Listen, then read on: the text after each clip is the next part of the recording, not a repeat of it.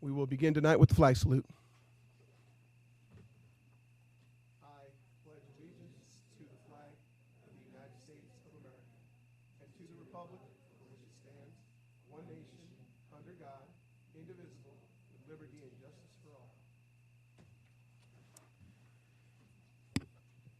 We would like to welcome all our guests, those of you that are here in the boardroom, those of you that are online or on the live stream. We thank you for taking time out of your busy schedule tonight as you watch us conduct our business.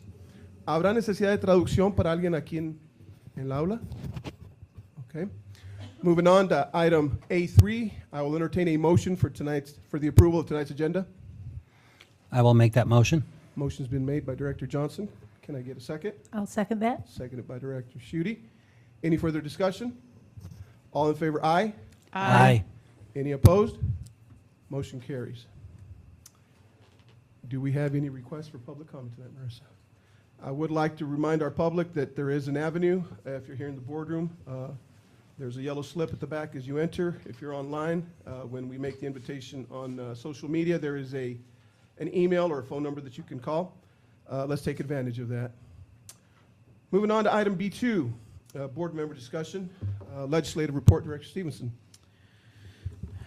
Thank you. So I had shared a while ago that there was a proposal to change Othello out of the Legislative District 9 that we've been in as long as I've lived here to Legislative District 15.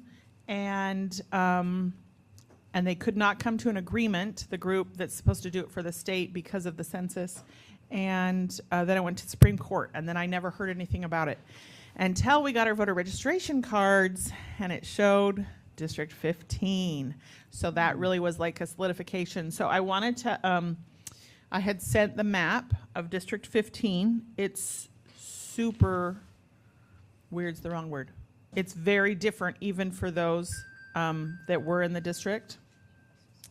So, just so that we can see what that new, it takes a while to load. But if you go to leg.wa.gov or whatever the code is, I can't remember, it does not show this map. And so I reached out to Heidi Hunt, our county auditor, and asked some questions.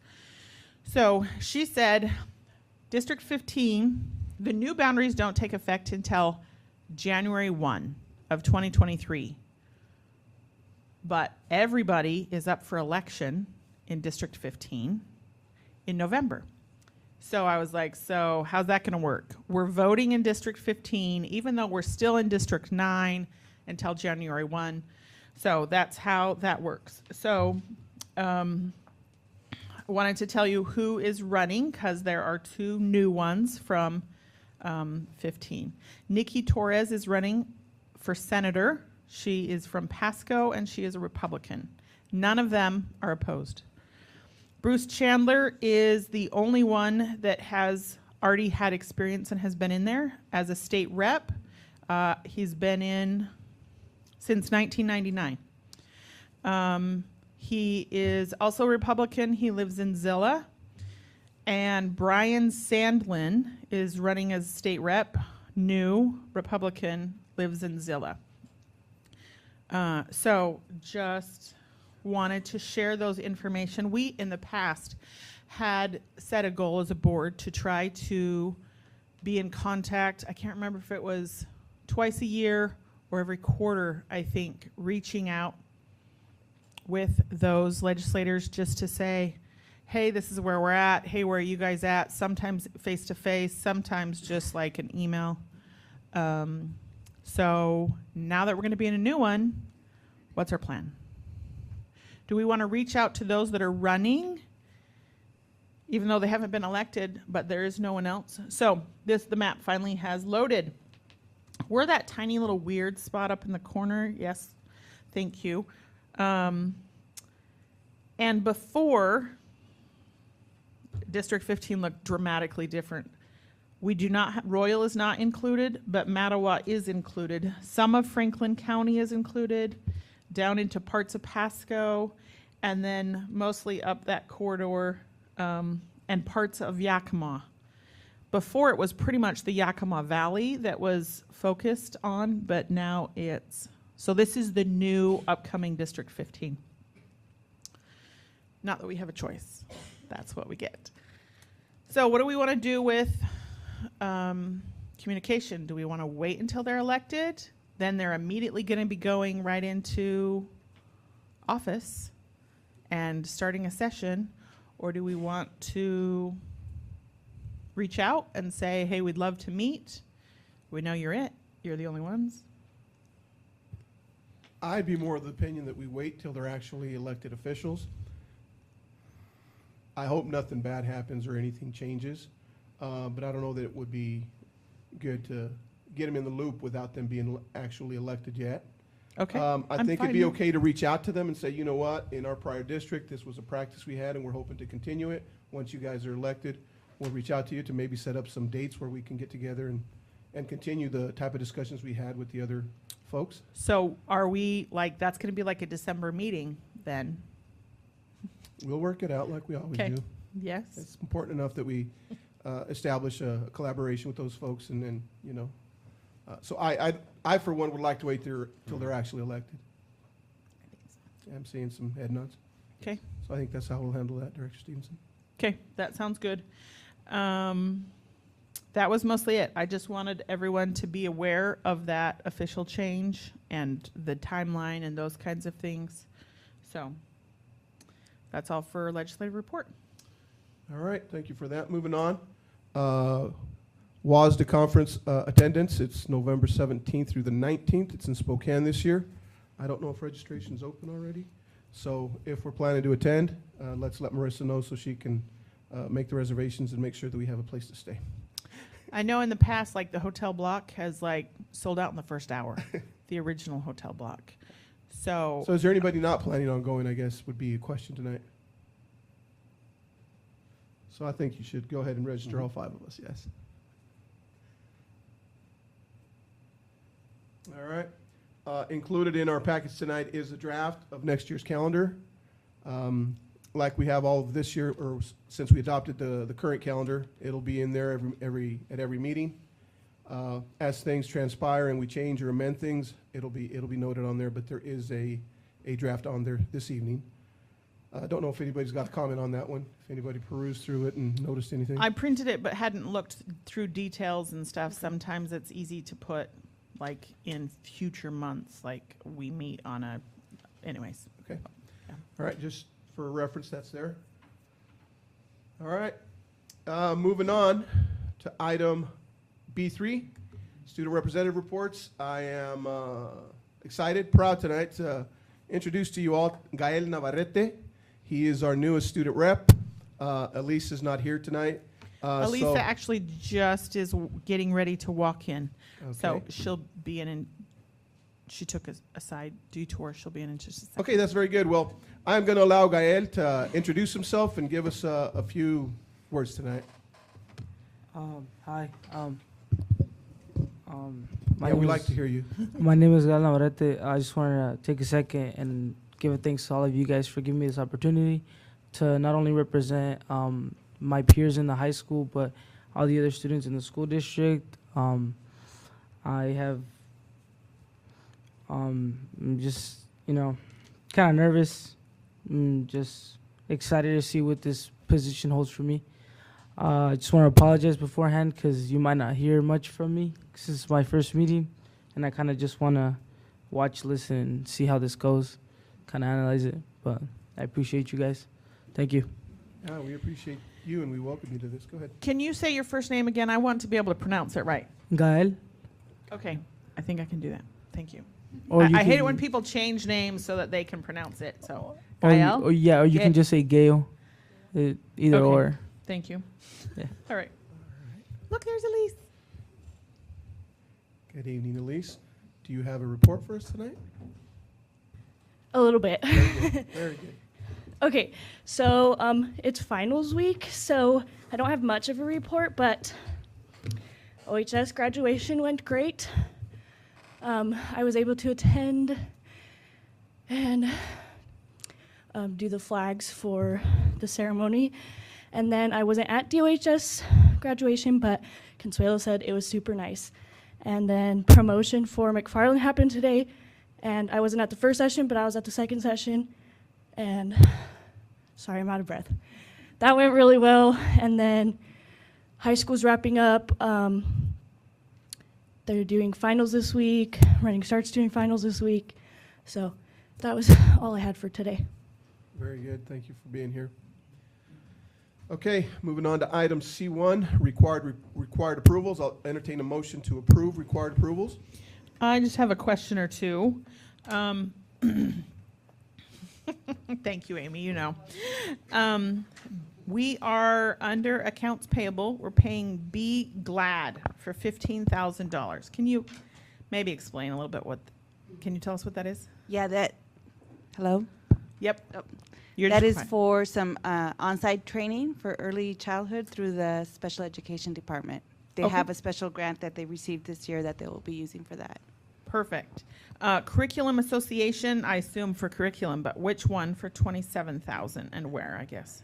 That is Elevation. We are going to be in the 6th year with this program, and it's something that the migrant department uses to track the ELL requirements for their programs. Great. So we're paying Lawrence Oil, I assume, for gas. Lots of it. $30,000, yes. How long did we just refill everything? Is that like a monthly bill? How long and what does that cover? From what I researched, it's been about $30,000 every month. Our fuel prices have increased a lot. We're also going out on more field trips and more activities and stuff like that. It's causing us to need to fuel up more. I talked to Marion earlier, and she did say that she expects just to fill up one more time for summer school, and that should be it for this school year. Great. Okay. And then we're paying Pasco School District? Yes, we have a contract with Pasco to provide services for one of our special education students. Okay. Thank you. You're welcome. I would like to propose that we approve required approvals. I will second. Motion's been made and seconded. Any further discussion? All in favor, aye. Aye. Aye. Any opposed? Motion carries. I'd like to move that we accept account payable warrants 2, Second? seconded by Director Stevenson. Any further discussion? All in favor, aye. Aye. Any opposed? And I will abstain from this vote. Motion carries 4-0 with 1 abstention. Okay, moving on to item C3. I will now pass the mic to our superintendent, Mr. Pete Perez, for the following. All right, thank you. Certainly the last several weeks in schools across America, there's been a significant discussion around school safety based on the tragic incident in Texas. And I think it's important to note that board meetings are for discussing important issues, and there's certainly nothing more important than the safety of the children in our community. So we've set aside some time this evening. This will be the primary topic for our evening. There won't be any other items related to teaching and learning other than this content tonight.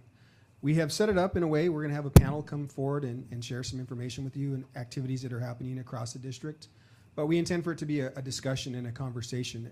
And so in meeting with the group, we had talked about them asking questions as we go through the presentation, stopping them at individual bullet points, making sure you get your questions answered so that we have a thorough conversation and that you have a strong understanding of what's already happening in the school district and some next steps that we're considering. So I would invite the panel to come forward. We have representative from local law enforcement, Chief Schenk, and Sergeant Garza, our SRO. From Teaching and Learning, Jessica Schenk, Amy Paris, and John Wiseman, and then Greg Foltz from an operational and facilities perspective, and certainly Greg has expertise in training on facility safety. As we jump into the presentation, I want to just remind you that really when you think about, it's not clicking.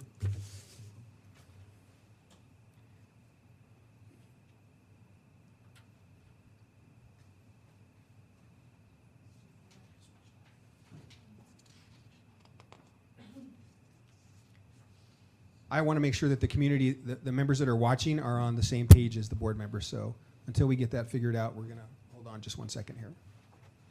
apologize for the delay.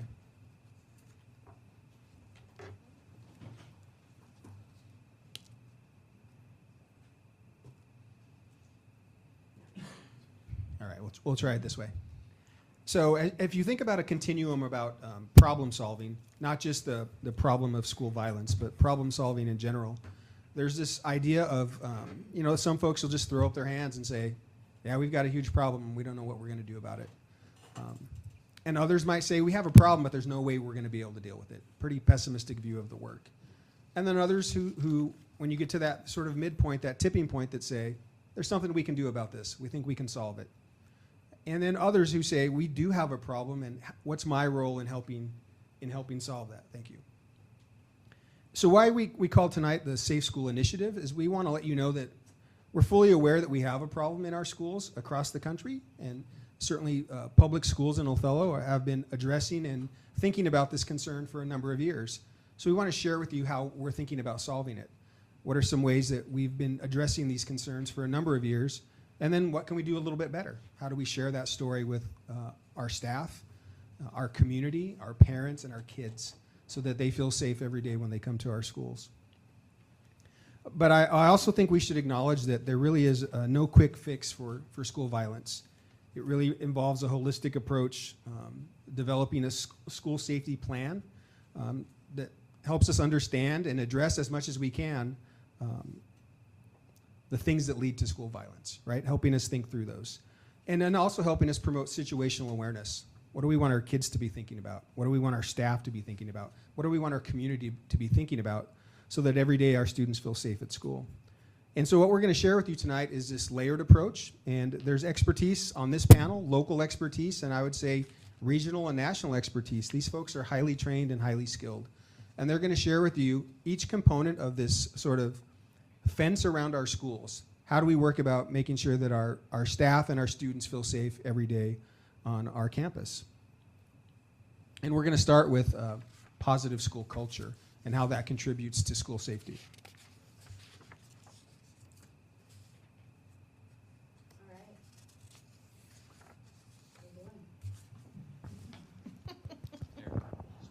Just one meeting. We should just get it right the first time, right? Well, I'm Amy Paris, and I appreciate the opportunity to be here to talk about culture, because honestly, I think this is where it starts. I think the things that we've already done, I have to tell you, when we sat down, there's really nothing new on here. There's certainly good ideas for the future, but it was really, really nice to be able to sit down and remind ourselves of what's already in place when we were asked kind of in the last few weeks. So for me, building positive culture is, multifaceted. We certainly, as far as student engagement goes, learned some lessons from COVID about student check-ins. And so we got really good in the last couple of years of starting all interactions with, how's it going, what do you need, linking them with resources, that kind of thing. And so we have definitely continued that throughout our system. We build in team building exercises. We can go on and on about any of these categories, but we're, so make notes and ask a lot of questions. But in our secondary schools, all of our buildings have advisories built in daily. And now those are structured so that at least once a week there's a team building activity and organization and check-ins. And so we're really proud of that. And then in our K-6s, SEL is an important part of everything that we do, social emotional learning. So later in the summer, you're going to hear about our new K-3 plan that's even more intentional and going to be a really solid process. So that's a little bit about how we're building relationships and designing lessons. Can you guys hear me? Awesome. Good evening, everybody. My name is Sergeant Garza. I'm the SRO here, along with Officer Fernando Lopez, who's right behind me. So as far as building a positive culture, in an SRO aspect, that's one of our primary focuses. A lot of people try to think that, or when they see a police officer, especially in the schools, they want to say, oh, like, he's the hammer. You know what I mean? He's here to do something because someone did something bad.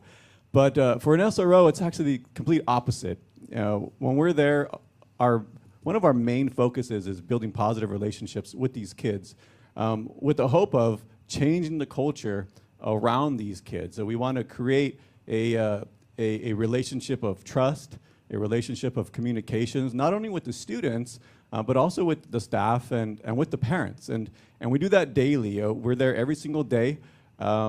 Officer Lopez is there at the middle school, I'm there at the high school, and we're constantly, every day, reaching out to these kids, asking them, hey, how you doing, what's going on, just asking them about their personal lives in hopes of building those positive relationships with law enforcement. We really want them to be familiar with law enforcement and get them accustomed to, or make it seem okay if they see a police officer just walking around.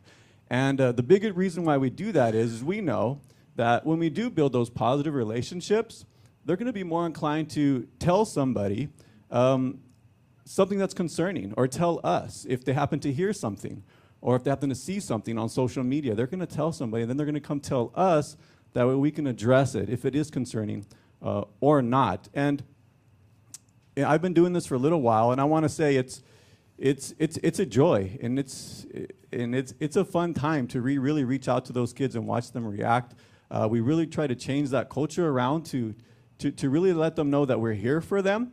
And just because I'm a police officer doesn't mean you're going to be arrested or anything like that. That's really one of the main prongs to the SRO philosophy, is being that informal mentor, that kind of guidance counselor, teaching them the right ways, giving them advice so that they can come to us, so we have more eyes and ears out, because that's important.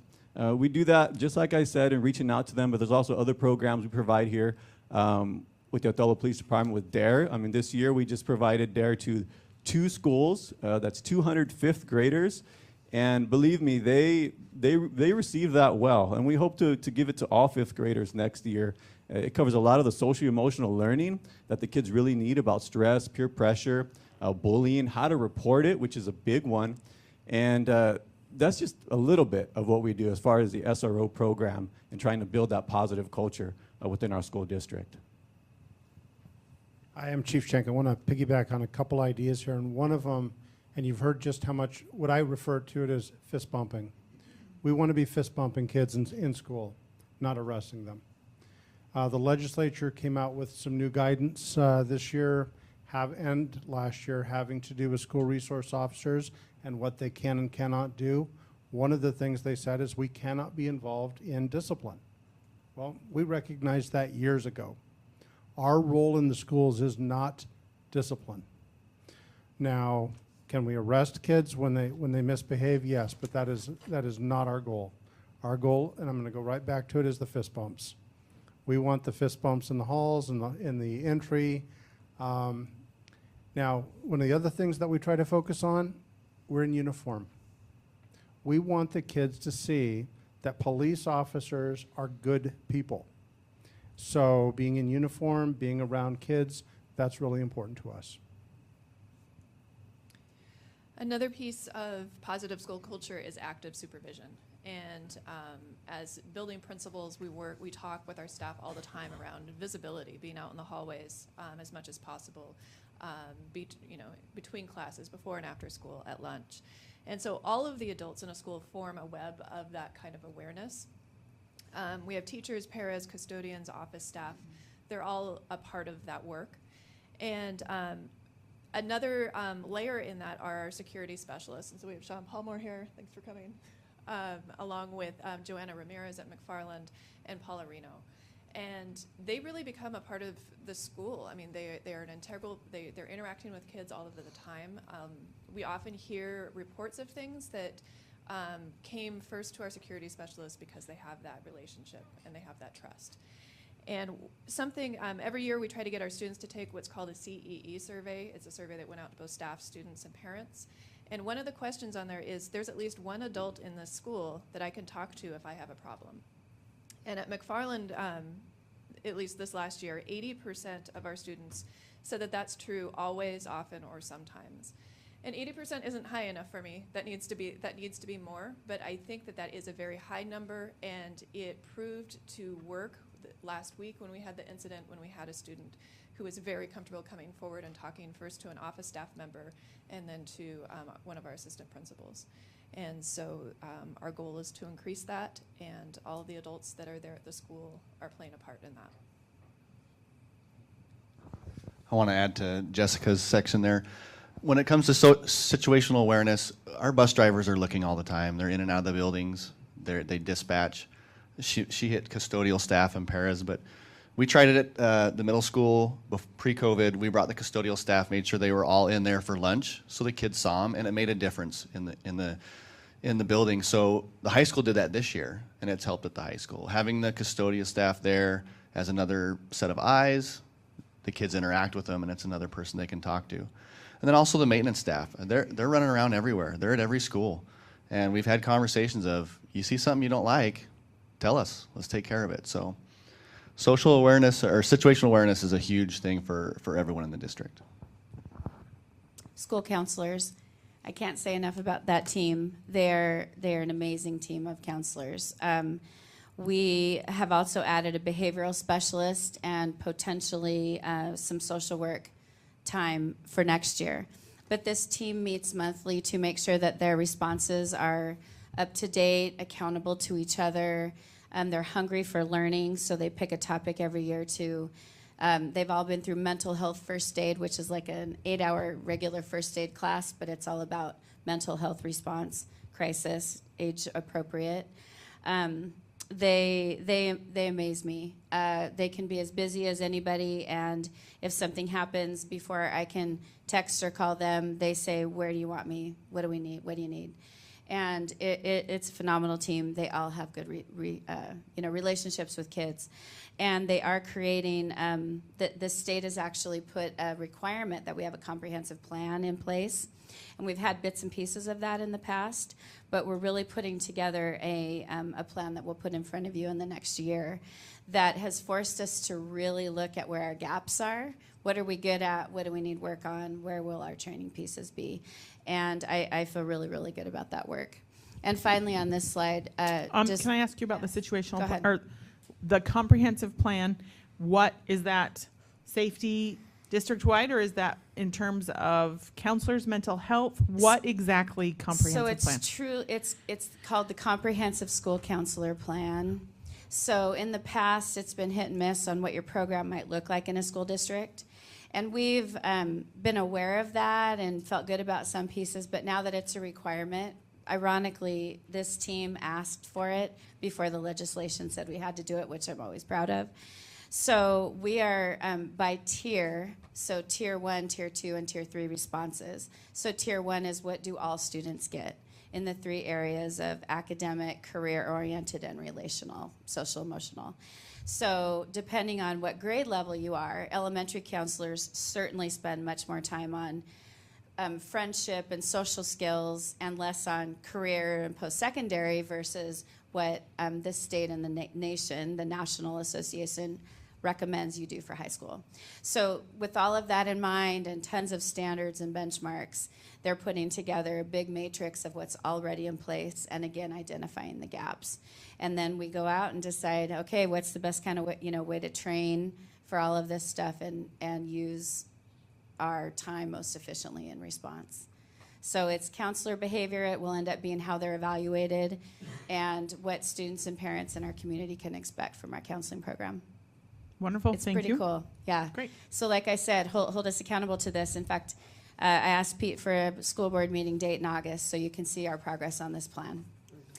Finally, social emotional learning. Again, it's just imperative to all of our schools now. And I was thinking about that forum we had in after the Parkland shooting was the last time the nation really went into response. And I'm not sure everybody even knew if we said SEL, what that stood for at the time. So leaps and bounds since then. And really prescriptive plans in how we put that into all of our systems. And it's not just, I mentioned there might be lessons in advisory, but those are sort of supplemental. We're trying to train our teachers and everybody who interact with our kids in trauma response, knowing that we never know where people come from, what happened that morning at their house or last night. And so everything that we do, we need to keep that in mind. And again, we can go into great detail, but I feel really good about what we're doing in the district and the direction we're going there. We started with positive school culture for a couple of reasons. Number one would be it's really the foundational component of what we do. It really is about those relationships. And you heard, I think, a coherent approach from law enforcement, classified staff, teaching and learning, everyone being involved and being situationally aware to make sure that our students are safe. But you can have all these systems and processes in place, and it's always going to come down to the people. George Wars used to always say, people, we have good people. And we've kept our students safe because we have good people. We have people watching out. We have effective systems. That doesn't mean we shouldn't continue to refine them and evaluate them. It's our responsibility to have these kinds of sessions, not when there's just a tragedy in somewhere across the country, but to remind people about what we're doing so that they're aware of it. So we appreciate the opportunity to do that tonight. The next layer that we're going to talk about. Pete, before you go on, Yeah. I wanted to ask both the student reps if you're willing to, have you seen any of these things already taking place? I know at least you have a different perspective with having a mother that's a staff member and being in Running Start, but have either of you seen these things as being students and being in the campuses that we're talking about?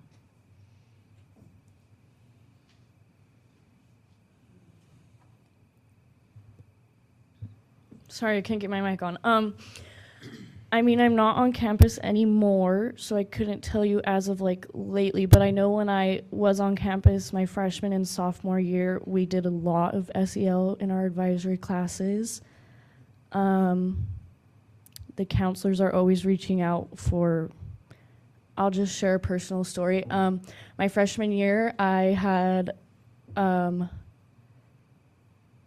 diagnosed with severe social anxiety, and so that was super new, and there was a lot of help from counselors in that situation. So from my aspect, yes, I've seen some of that in the schools. To talk more about the whole counselor situation, I'm a TA, so I'm always around the counselors. I'm always helping them. And one thing that I notice is that they're always asking me, like if I'm late or if they see maybe like I'm not as talkative, they'll ask me questions, they'll ask me if I'm fine, and if I need someone, that they're there for me. And I like having conversations with them. I'll talk about how my day was. We'll talk about how their day was. And I just feel like it's a really good environment to be in. I really like our counselors. They do a wonderful job for the school. Awesome. Great. Always want to hear good things, but also want to hear the realities too. So thank you both for sharing. Thanks, Pete. Yeah, you bet.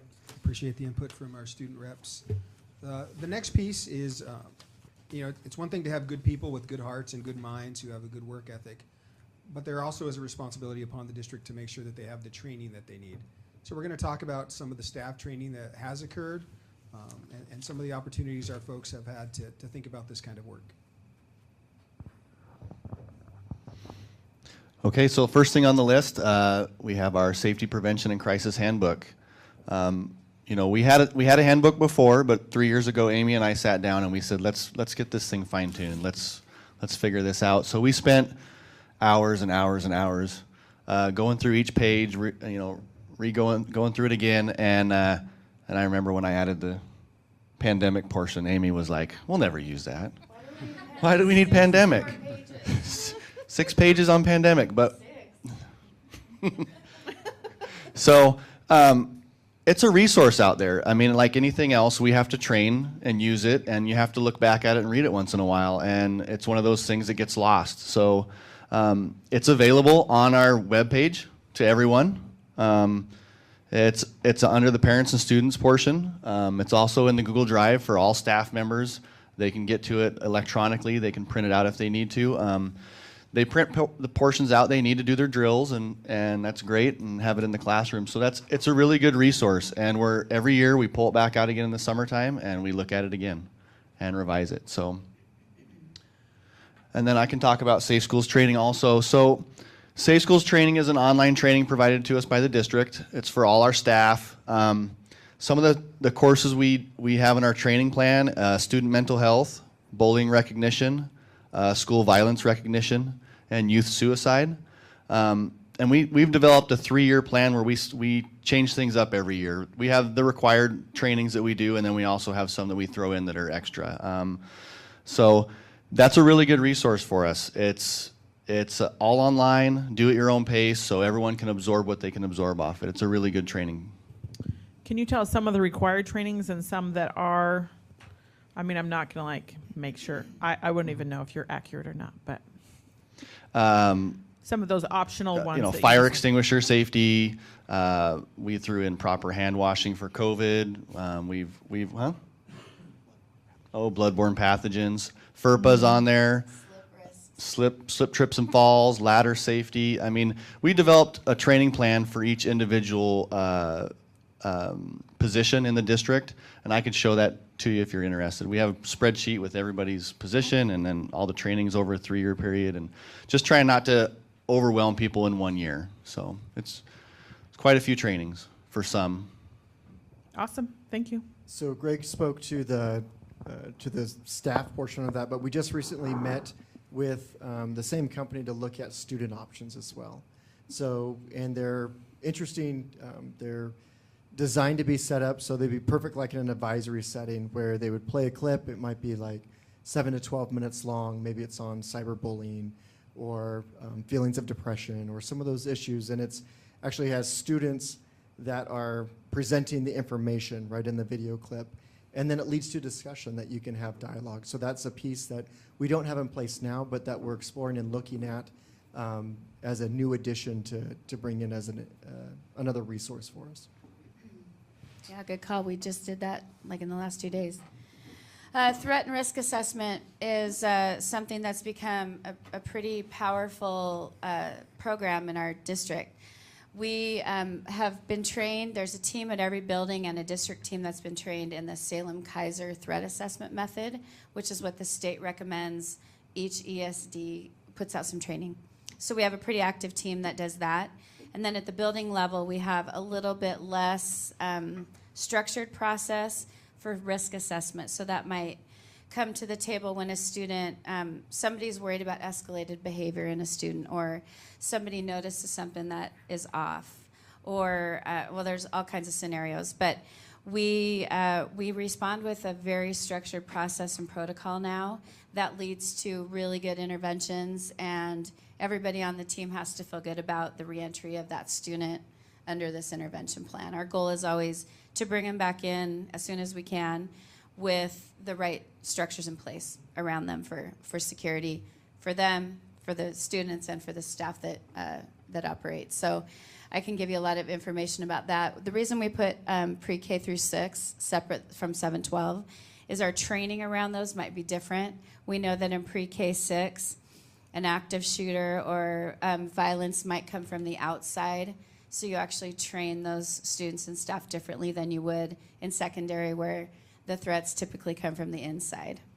So via social media or, interaction, cyberbullying, those kind of things. So that's a pretty important distinction, as well as those 2 acronyms. WARNS is a warning system assessment of student need that we do for students who we've noticed aren't coming to school. It might be an attendance red flag. It might be something that teachers notice grades have fallen. And it gives us kind of a scale of, it's home life, it's drug use, it's bullying, anxiety, depression, whatever, and then we can respond appropriately to that. And the ACEs are adverse childhood experiences that we know now through research that when kids have experienced trauma at a really young age, it manifests itself later, typically in late elementary and middle school. And if we haven't dealt with it by then through either counseling or intense intervention, it's just going to get worse, and we're going to lose them in high school, and they'll, end up leaving our system.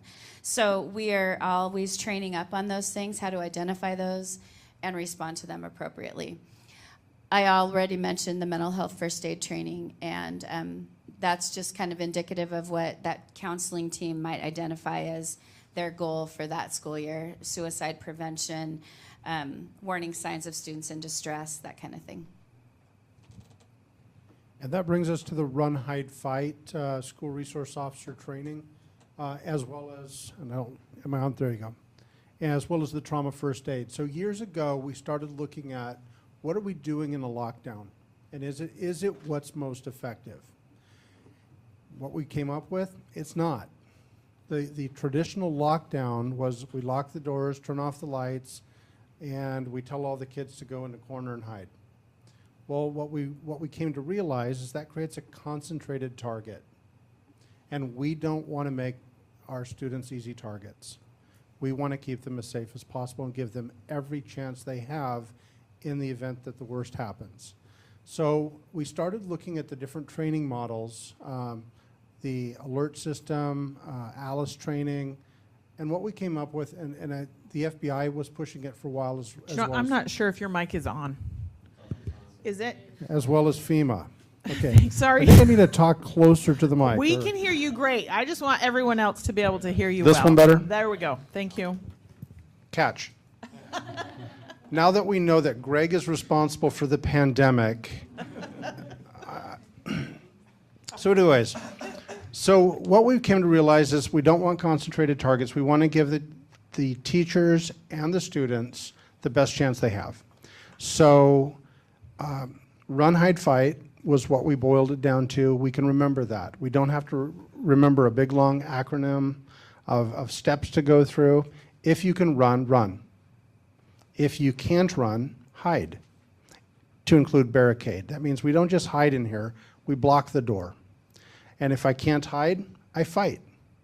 But if I'm hiding, I'm preparing to fight. So we're always looking at that next step. Now, none of this is consecutive. It could be in any order. If a bad guy runs in shooting, I'm going to fight right now. I'm not going to go through these steps. So we've trained all of our high school teachers, or not high school, all of our teachers, parapros, bus drivers, kitchen staff, and we already have training set next year to make sure that we refresh it, as well as identify what we came to as our substitute teachers were being missed. So we're looking at how do we actually get that to everyone, recognizing, I mean, we can also train high school kids, but I don't want to train elementary or kindergartners how to fight. They don't need those lessons. But can we teach the teacher to coach them? Absolutely. So run, hide, fight is simple. It works within our lockdown system. It creates some complexities for us because we're gonna, if our kids run, we're gonna have to find them eventually and make sure they're okay. Now, the next thing is trauma first aid. We've provided this training to all of, or some school staff, all of the nurses, all of the bus drivers, and I mean, this is actually, I mean, every police officer is carrying tourniquets. I carry a tourniquet, chest seals, quick clot bandages. We all carry that. Well, we decided to train some of your staff on how to use those too, because if we can stop the bleeding, they have a much better chance of living. So trauma first aid is probably something we're going to want to push a little further too. I just wanted to catch that while you're still talking about it. We did that training, and then we deployed trauma first aid kits in every school, on every bus. We have them in the maintenance vehicles. I mean, we have tourniquets, chest seals, the bandages, the training. So we're ready to go if that happens. Can I ask a quick question? When was the last time that the run, hide, fight training was put into place at our district? Wait. Put into place by used or taught? Taught. When was the last time it was taught in our district? Right before COVID that fall. I think it was right before COVID. So COVID messed it up a little bit. We've already got it scheduled for next school year already. Perfect. Do either of you students I have a had few that? questions. Remember that? I do. It's okay if you don't. Can I ask my question first? Yes. Okay. So majority of students, when you ask them if they know what run, fight, hide training is, have no idea. So I was gonna ask, so like you said high schoolers can be trained on that. Is that like actual, we can? We've trained the criminal justice class Right. every time we've had the criminal justice class. And we can roll that out. We've had discussions with the district of what age groups we should roll that out and train, and to what level should we train them. And then we've been looking at the logistics of what it would take to do that, because we like to keep the classes small. 25 kids is a good number. Now, I know that all high school kids have a first aid CPR class, I believe. Amy, is that true? Starting this year in the health class, all ninth graders. Very good. So that might be an opportunity to roll some of that in, and we've got trainers that could come and help with some of that. Okay, I will say the training in the criminal justice class is really fun. My other question was, because it's come up in a few conversations I've had, how do you give that training without causing fear and panic and just, yeah? That's a great question, and actually that's part of the new state law, that any kind of training that we provide like this has to be trauma aware. So we're working with the district to find ways to provide that training, being very sensitive to the fact that it could cause some problems for some people. I'd like to continue on that response before we get to the next question, because I think it's an excellent question, Elise. And this idea about training not only staff and students, but this concept of trauma-informed, what does that mean, right? Because we hear from employees from time to time who say, I need this training, I need to do this, we need to train all the kids, we need to do this for everyone. Because from their point of view, that's what we should be doing. But there are a couple of words you can think about related to trauma-informed that should inform the work we're doing as adults. So one of them is predictability. If someone has had some traumatic experience with law enforcement or with domestic violence or something in their home, we should go to them. Someone might say, it needs to be unannounced, the principals can't know what's coming, just go tell them this is happening. That doesn't work for every kid. It doesn't work for every staff member. So predictability is part of that. Recalibration, like telling parents or kids, well, you're overreacting or you're overly sensitive, not paying attention to how they're actually feeling about how these kinds of conversations hit them. They're landing very differently with all the people in this room. Some are very comfortable with it. Some are shocked that we're talking about it. It's a wide range of emotions around it, but we should be informed about that. It's our responsibility to do that. And another one is choice. If we tell families that we're going to put your third grader through this activity, and the family says, I don't want my kid to go through that, I'm okay with giving them that choice, saying, okay, I understand your perspective. I see where you're coming from. So the challenges and the ease and the efficiency of just saying train everybody and do it, it's just not how it works. And it's not what we've been doing here. And it's not, in fact, it's, as Chief Shank indicated, it's not what the state law requires. So we do the best we can to make sure that all of our students have the experiences that fit their needs, but most importantly, our staff. Because I can tell you, Gael, this is Gael's first meeting. I don't know him very well. But if I said, Gael, we're going to run, I think he would know what to do. If I said, we're going to hide, he would know how to hide. And if I said, we're going to fight, he's going to stand up and get ready, which is the beauty of that system. You run, you hide, or you fight. And I think sometimes these reactions we make a little more complicated than they need to be. And so I want to make sure that the community hears tonight that these ideas that you might be hearing about, this is what schools should be doing. It's very diverse across the country. And so it's important to pay attention to local context and state context. Anyway, I want to make sure that people don't, there's not one simple answer to this problem. It's a complicated one that requires many layers. So. I'd also like to invite any school board member or student rep that wants to come to that training when we offer it, come and see what we're training. I would love to do that. So if we could get an invite to that, that would be great. My last follow-up question for this specific topic is, how often are you doing the run, hide, fight training with staff moving forward? I know that COVID threw everything off and all the things, but moving forward, what's the plan? Is that something that happens yearly or more frequent? We've been working very hard to make sure it's once a year with teachers as they come into the school year. We're trying to be much more deliberate to make sure it happens at the beginning of the school year instead of partway through. Perfect, thank you. All right, well, next we're going to talk about exercises. And so these are some of the trainings and activities that we've either done in the past or have plans to put back into action.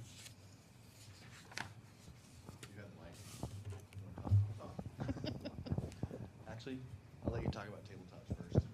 So one of the things, I mean, there's two things that we do as in training. We do the classroom portion, then we do tabletop exercises, and that's where we're basically sitting around and role playing. You're the police officer, you're the school teacher or the principal. Where do you go? What do you do? That's as simple as the tabletop exercises are. When we get into the actual exercises, that's when we're taking the training where we're sending person to do the job, and we're putting it all together into a big exercise like we did last week. And it was still very limited because it was just pieces of it. But that's where we're pulling it together, and everybody sees what they do in real life. So last year, we brought in a company, C3 Pathways, to provide active shooter incident management training. It's a tabletop training. We had school staff there. We had police officers, firefighters, ambulance, sheriff personnel, our personnel. And the goal was to learn to manage that incident well. If we can manage that incident well, resolve the problem as quick as possible, and start getting injured into ambulances and treated as fast as possible, that's a win. And you've all seen in the news what it looks like when it isn't a win. So we're trying to make sure we're providing the best possible training. So when it comes to the school active shooter type exercises, we focus on the active shooter, the response to, where we're sending the teams in quickly. Now, in our state, not in our state, in our nation, the average response time to an active shooter is 6 minutes. 6 minutes is way too long. That individual in Uvalde, Texas, shot 100 rounds, but he had longer than 6 minutes. Our last real active shooter, our last real lockdown that we had, not this one that was a week ago, but I think it was a couple years ago or it was a year ago, our first officer was on scene within 47 seconds. That's what I want to hear. And that officer isn't standing outside waiting for backup. That officer is entering to deal with the problem. And that's the commitment that our officers have made, and that's the practice that we make. So when it comes to the active shooter drills, it's a drill. It's what we do over and over. My officers are practicing it in the building, in my building. I've encouraged them to go into the schools at night and walk around, get familiar. And some of them have taken advantage of that. Now, what we did last week added some elements to that, and that's where we added the rescue task force teams, where they're going in and they're practicing taking wounded to ambulances to get them to the hospital. But at the same time, we're also practicing what the management of the incident. So all of those pieces have to come together well to make it work well. So, and I'm going to jump and then they can hit some of these others in between, but the final piece of this is the family reunification. Because we talked run, hide, fight, half the kids may have left the school, and we've got to find them. Now, they may be home, they may be in an alley, they may be at their best friends, but we are not going to rest until we have found every kid and reunified them with their family members and know that they're okay. So that's the family reunifications. We have the system identified. We have the resources to train it. We're working through that process, and I think that's the big next step that you're going to see in Othello schools. So just a question before you transfer that mic. Role-playing scenarios, meaning you're just talking through it like as if we are right now. The actual or the tabletop exercise that we use for the incident management is a large, if we pushed 4 of these tables together and we would put the board on it. So like a map. It would be a map. Okay. Police officers would have a little chip, a police car would have a chip, as well as school personnel injured, and we talk through each step and who's in charge and who's doing what. Okay, got it. That now makes sense. Thank you. Okay, so to add to all that, exercises, they're called exercises because we have to train ourselves, right? You can have the best plan in the world. If you don't practice it, it's not going to work. So we, even through COVID, Phil and I were sitting down, talking, doing tabletop, talking about family reunification. We didn't want to lose momentum. I remember before COVID, we went to Sunnyside for an active shooter training. And it was much larger than the training we had before. They had everyone there, and they probably had 100 people of emergency responders. They all knew they were coming to the training. They all prepared. They all learned from that training. And so did we. It was great. It was set up right outside the counselor's office, and we got to watch it. And so we learned from that. So when we talk about lockdowns, so as Phil said, lockdowns have changed. 3 years ago when we did the crisis handbook, we looked at the lockdown where it said get in the corner and hide, and we said no more.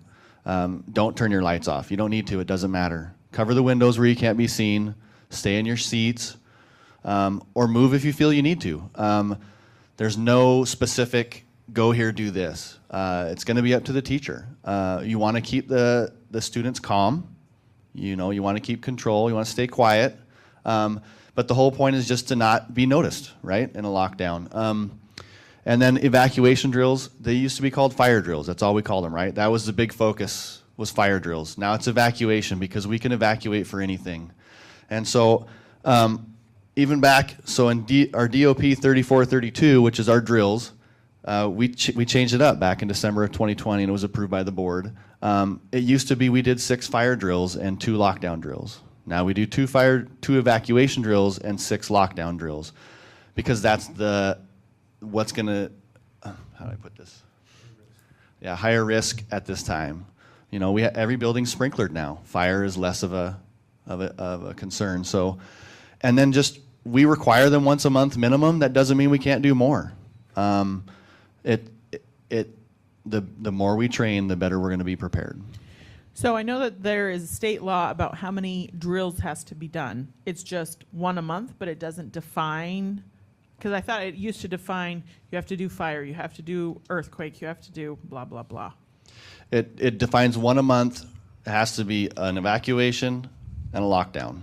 Earthquake isn't actually in the RCW, that if I can remember. Okay. But we do that anyways. We do National Earthquake Day. Most of the schools can participate. And shelter in place is another one of our, we're close to Hanford. We're close to some plants. Shelter in place is, that one is hard to do because you're supposed to tape everything off and seal the room.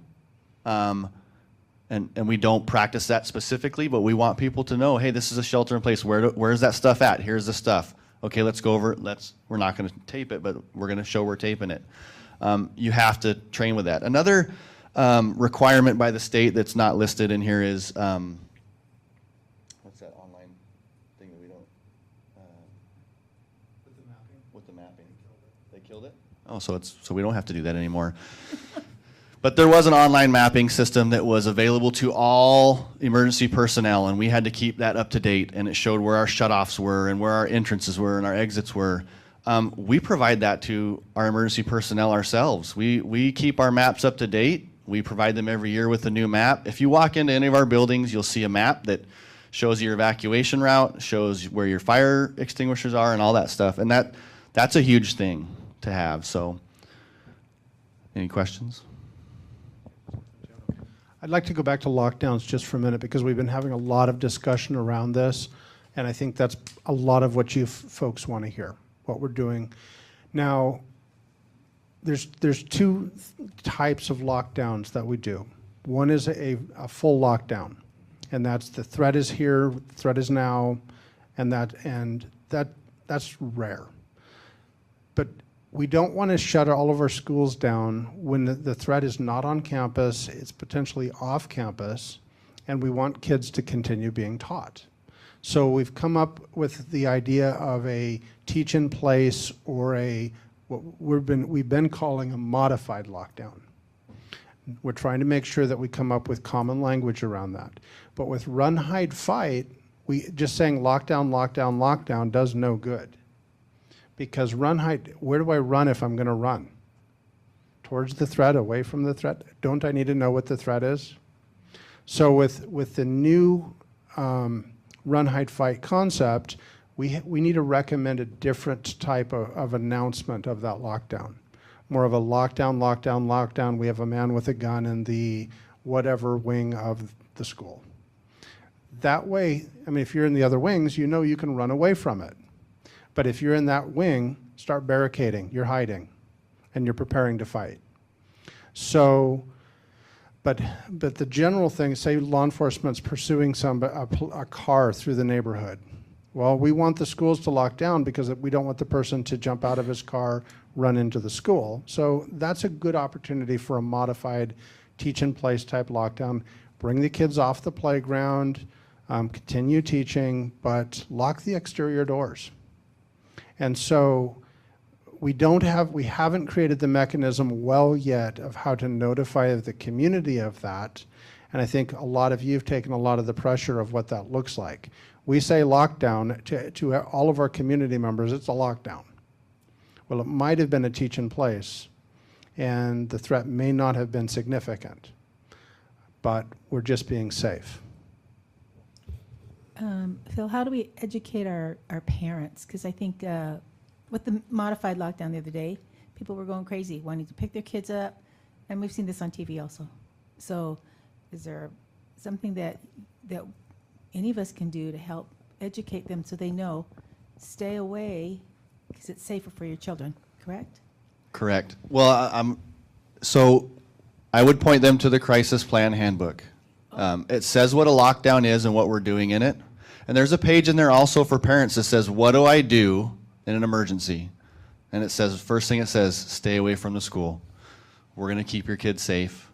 We'll notify you when we can. Maybe that's something that we could send out on its own, because parents aren't going to get on and read a handbook. That's just not the reality of what they're going to, most parents anyway. But if there's like a, hey, at our board meeting, we talked about safety. Here are some tips that parents could keep in mind as we move forward and into a modified lockdown. Here's what you do, or in a full-on lockdown, something like that, because the handbook is super great. I just don't think parents are going to get on and read it. I totally agree. I think we do need to get that messaging out. One of the things that we would say, we would use our Nixle system to try to get the word out. We would use social media. But the most important thing that parents would need to hear from us is where to go get their kid. If it's a real emergency and something bad has happened, we're not releasing those kids from that school. We're going to have a family reunification center somewhere else, because, and I want you to picture this, there's 700, 800 kids in McFarland. Is there, 1,100 in the high school? 12 and a half. 12 and a, okay. 800 cars at the middle school coming to get their kids is 5 miles bumper to bumper. If that happens, I can't get ambulances, emergency crews, and such in. So we're blocking the streets with fire trucks and barricades. And we're telling parents, do not come here, please. But we have to make it clear to the parents that we're doing everything humanly possible to keep their kids safe. And this is what keeps me up at night, is this stuff. And we will do it better than anyone. Thank you. Just a couple of items to add to that section of the conversation. I think one of the other ways that we can address communicating with our parents and letting them know what's happening in the schools. I'm going to give just a brief update on the patron tours when we're done with this presentation, but that might be a way where we schedule just an opportunity for parents to come in. It's just going to be around school safety. We're going to visit 2 or 3 schools. We're going to tell you what we do there. I'm sure there's going to be opportunities at open house or parent-teacher conferences where we could include a component for parents to ask questions and say, what should I expect my child to tell me about these drills at school, or if something happens, for the folks that it weighs heavy on their mind. Another piece around the training that's available, I was able to attend the active shooter training last week at McFarland. And initially, as I was watching and interacting with one of the city councilmen, I was watching as a superintendent. But the longer I stayed there, it sort of transitioned for me, and then I started watching as a principal, and then as a teacher, and then I found myself watching as a parent. That might be a powerful experience for certainly some of the board members who are making determinations about which way the school district should go as it relates to school safety. It might be a good activity for some of our building principals to participate in as they talk with their teachers about what they should expect in these kinds of settings. But it was a good learning experience for me. I'm hesitant to say I enjoyed it, but it was a good experience. It was a good opportunity to see the professionalism of the folks that were involved and the services that are available to us in our community. The third one that I wanted to talk about is, these are exercises and mock activities and whatnot, but last week we had a real one, right? An opportunity to talk about our systems and our structures, and we had a debrief session in just the last day or two to talk about what went well and what would we do better, what could we do better, what would we do next time. And as I'm listening this evening, and I think it's important that we get student voice, it's probably a really good opportunity for us to talk to the kids who reported these kinds of things in the past and say, what made you do that? How did you know to do it? What can we learn from them about what occurred, and how do we just do it a little bit better each time? So I think looking at the exercises and these mock opportunities certainly very valuable, but I didn't want to leave out the debrief or the after action report, is that what you all call them, that we had when we sat down and talked about what happened with that incident. Before we, can I say something? Before I don't know if we're like halfway, 3/4 through this presentation. And this, my comment here is a message to the community to bring awareness to the fact that the district has never just been idly standing by when it comes to safety. I just heard Greg say that we have there's a sentence that says we're going to keep your kids safe. That is a very big commitment the district has made in our safety program. And it usually takes a traumatic experience, whether it's personal or elsewhere in this case, to rile up the troops. I mean, you get people all of a sudden something they never felt, they're feeling it because what if it happens here or whatnot, and some stuff gets thrown around to the effect that, oh, we're not ready, we don't know what we're doing, we don't care about safety. But I just want to inform the community that the Othello School District takes safety, it's of the utmost importance. And what you're hearing tonight of some of the stuff that's already in play, some of the stuff that's been worked on, I promised I'd never use COVID as an excuse again, but it did interrupt a lot of the progress we were making. And to hear the commitment from the folks at this table here that it's at the forefront of their everyday thoughts is reassuring to me as a member of this district, as it should be to the members of our community, that we do take safety as a very high priority, and that the Othello School District is doing everything they can to keep our kids as safe as possible. And I just wanted to make sure that these folks were valued, that the community knows that we have been doing things. And although they're not very aesthetic, I mean, maybe they're not seen by everyone, but it's definitely happening. And I just wanted to reassure our community of that. I have a couple of questions about lockdowns. So, because the high school is the campus that it is and has multiple buildings, during a modified lockdown, can they move classrooms since they're still being taught? According to the procedures, they can, as long as they're monitored. So that means if they're going to let any kids move around, they need supervision. They need an adult with them. So not in a normal. In a modified lockdown. Okay, so. Modified lockdown, you can still have movement if needed. If needed. If needed. So they're not typically just, okay, the bell rings, we're changing to the next period. No. That's what I'm asking. No. So no, they're not. If they have to like go to the restroom or go to the counseling office or whatever. Supervision of some kind. Okay, that Never can alone. happen. Never alone. But there's no typical changing of classes during a modified. No, there should be. They might do it at the typical time, but there should be more supervision going on than normal. Okay. And I'm seeing Sean shake his head vehemently behind the security guard. Thank you. Director Stevenson, it's Yes. also flexible. Depending on what the threat is, right. we would be coordinating with the administration to discuss that. So if the threat was completely external, we might, and depending on the school, we might say no going out to lunch, no going outside. We may say we don't want the kids to go to a school lunch if it's at the high school, depending on what the threat is. But moving classroom to classroom, we might be able to agree to that, depending on what the threat is. And we work closely. And the campus, I understand. Different and we work campuses have closely different. with the schools to make sure we're doing the right thing for everyone. Okay. To to piggyback on what Mike had said, I took one of my children to, had witnessed something that we felt like we needed to express to administration at one of the campuses that my kids go to. And met with an administrator, and this administrator said something that really threw me, and she said to my child, every student's safety is our #1 priority. And I thought, it really threw me, and I thought, no, it's not, it's education. And then I was like, oh yeah, you're right, it should be safety, but that was forefront on this administrator's mind, that was the biggest priority. And I thought, it took me like a while to process, okay, yeah, right, safety is first, and then their education. And their safety and their and she went into this whole like social, emotional, and all of those things, and it was really eye-opening having been at that campus for years and years and years with children. So it was, I 100% agree that safety, everyone feels like safety is the most important.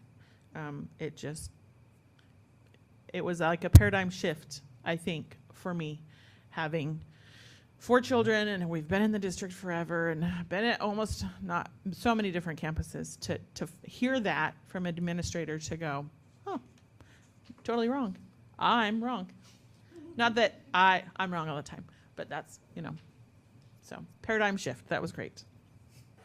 Yeah, I think to acknowledge your paradigm shift, there's this idea about, this is really about a trusting relationship. And I think I've used this phrase a couple times in board meetings, but each day our parents are saying, I give you my child. And they expect that the child's going to come home every day a little bit better than when they drop them off. And we know that doesn't happen every day, right? Kids have rough days all the time. But the level of trust that they're demonstrating towards the district, that we honor that every day by keeping them safe emotionally and physically. I do want to touch a bit on COVID, because COVID was all about safety. It was how do we keep kids physically safe. There's certainly a variety of opinions on the sort of the intensity of it, the illness for students, and whether or not school should have been closed and whatnot. There was also a component around social emotional health and safety, because we were keeping kids home and we were meeting with them on Zoom. But we sure learned a lot about school safety during that time, how to move kids around a campus, like was just talked about with the modified lockdown. We learned how to operate at 50% capacity. We learned how to keep kids separated. We learned how to move them around. We learned how to communicate with parents through talking points. We learned a lot during COVID that might not have felt like the flashy school safety stuff, but that's absolutely what it was about. And I think we should all be proud that we kept schools open as much as we did with as little disruption as possible each time that the state gave us the boundaries to open that up. So I think it's important to acknowledge that as well. The next piece is sometimes even harder to see, and it's around physical and digital safety. And so we want to talk a little bit about these components, about pieces that live in our schools, this idea that you have to sign in when you come to a school. There should be someone that addresses you when you walk in the front door and offers you a badge. We have signage up around our facilities and different directional arrows to point people a certain way. We certainly have solid wood and steel doors in most of our classrooms, and there has been some conversation lately about how do we make sure that that's present in every classroom where it makes sense. Controlled entry is something that we've had at one of our at DOHS for a couple of years now, and we've looked at some ways to use that similar structure at some of our other schools. You know that in the last week we made a determination to lock down the front entry at each campus. So there's some lessons learned here. We're getting a chance to try it out for a week or so, but we'll come back with a new model next year about how we're going to let folks in and out of the building. Locked classroom doors. Greg has shared with us consistently the research around these kinds of incidents across the country, that the locked classroom door is one of the most important factors, that our staff takes that seriously, that we don't get complacent with the inconvenience of having a locked classroom door, and that our administrators continue to emphasize that that's the expectation for our staff.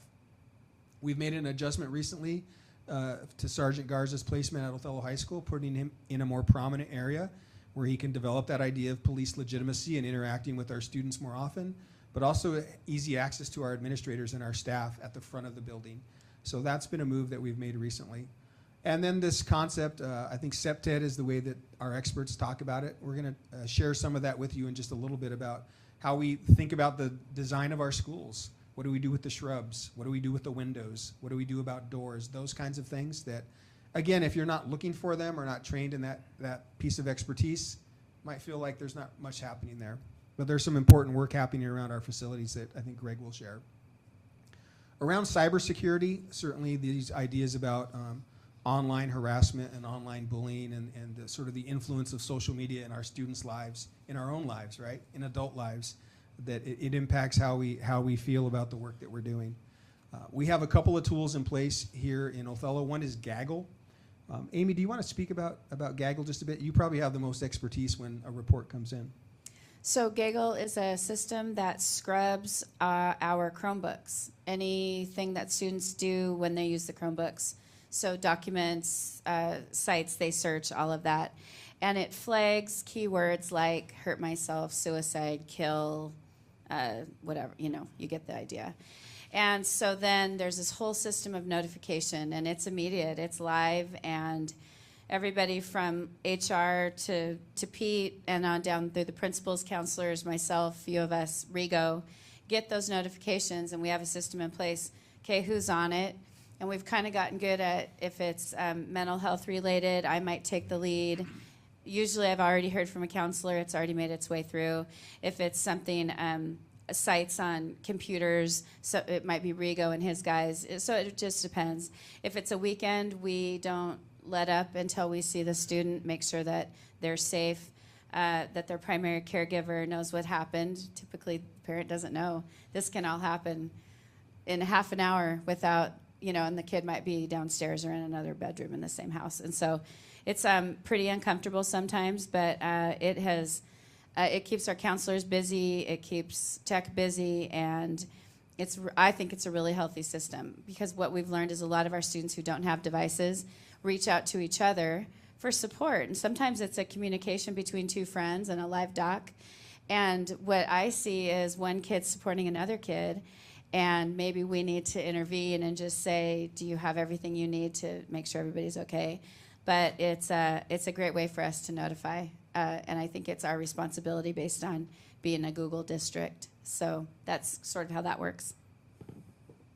Yeah, I appreciate that reminder about the structure itself. I can't tell you the number of times over the last 6 years where on a Saturday I'll get an email or a phone call from the support folks, and then a call to Amy or the building principal, and then it might be a call to OPD or the Adams County Sheriffs to visit a home, to talk with the family, and just check in on the kid to make sure that everything is okay. But again, behind the scenes kind of activity that you're not going to notice. Anonymous reporting is another tool that we have for our students and our staff to use if they have a concern about a particular student or something that's happening at a school. We've certainly seen that used before. I think over the years, Greg and I have monitored that kind of work, and so a message might come in. Greg would get it and say, hey, what do you want to do about this? What should we do? And typically there's a way to respond with the person that's reporting. Do you want to talk any more about that structure, Greg? Well, I just want to remind that it is on the web page if you're looking for it, and you can do it via text. You can report via text, via email, phone call, leave a message. As soon as it comes in, there's several staff members that get notified so that we can, talk about what we've seen.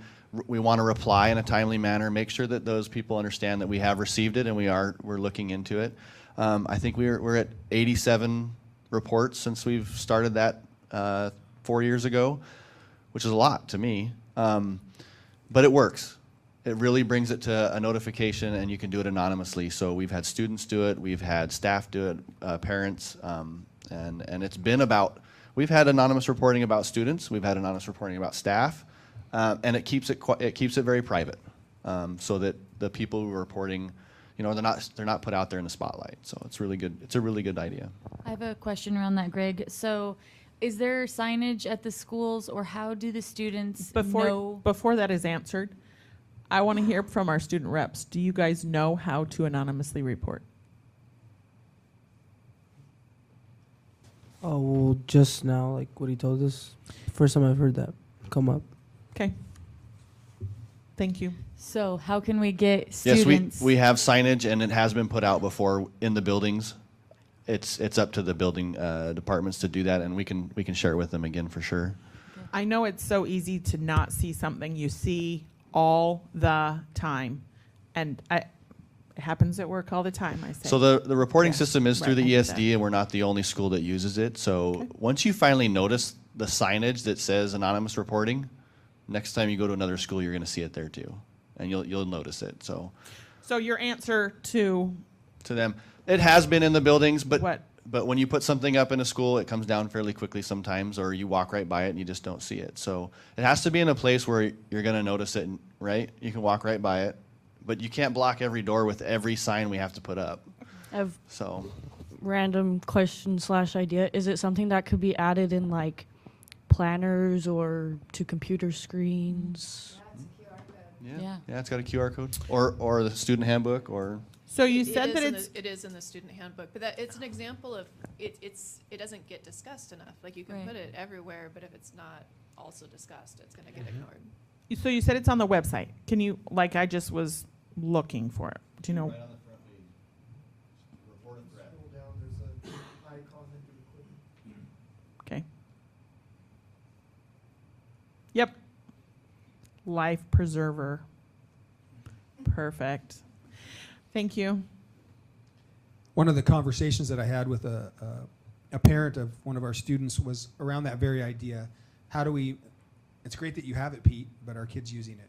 And there are examples when kids have used it. I think Greg said there are approximately 90 over the last few years. But we also heard from our student reps that they're not sure how to do it. So certainly an area for us to consider. How do we make it more prominent and more accessible? Are there ways through social media content or pushing it out through Google Classroom, other ideas that we can take to make sure that students, when they need it, they know how to get to it, that there are no barriers there. I have a question. If a student chooses to report to a staff member, can that be chosen for them to be anonymous? Absolutely. The next item is around family. Oh, go ahead, Chief Schenk.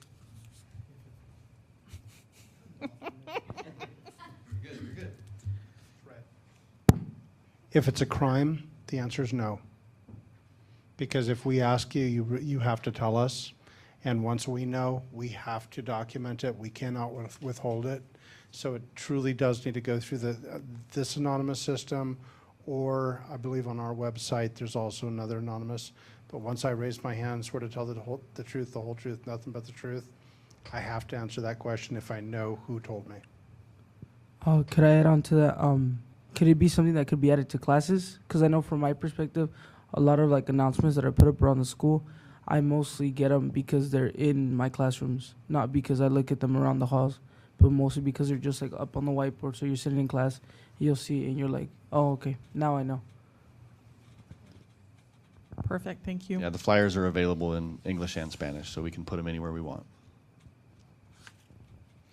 I can testify that Gaggle, I've gotten calls on Gaggle.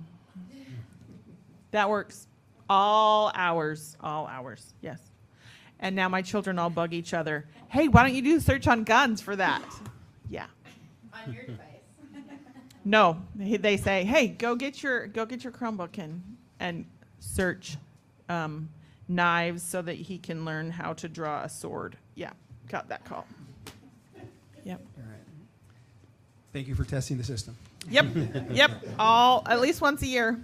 At least once a year. The next piece around cyber safety, and it was touched on earlier, is this idea about family notification, not only for reunification, if we did have an emergency at one of our schools, but also for getting messaging out, again, through talking points and Blackboard, and I know that in law enforcement, Nixle, different ways that we can get the messaging out.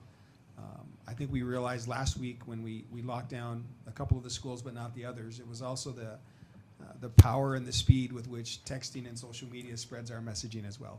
So I don't have any fear that the messaging is going to get out if we're in this kind of situation.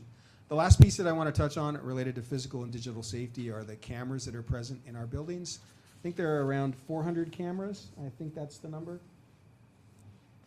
About 400 cameras that are certainly not the primary use in our instance is oftentimes for historical data.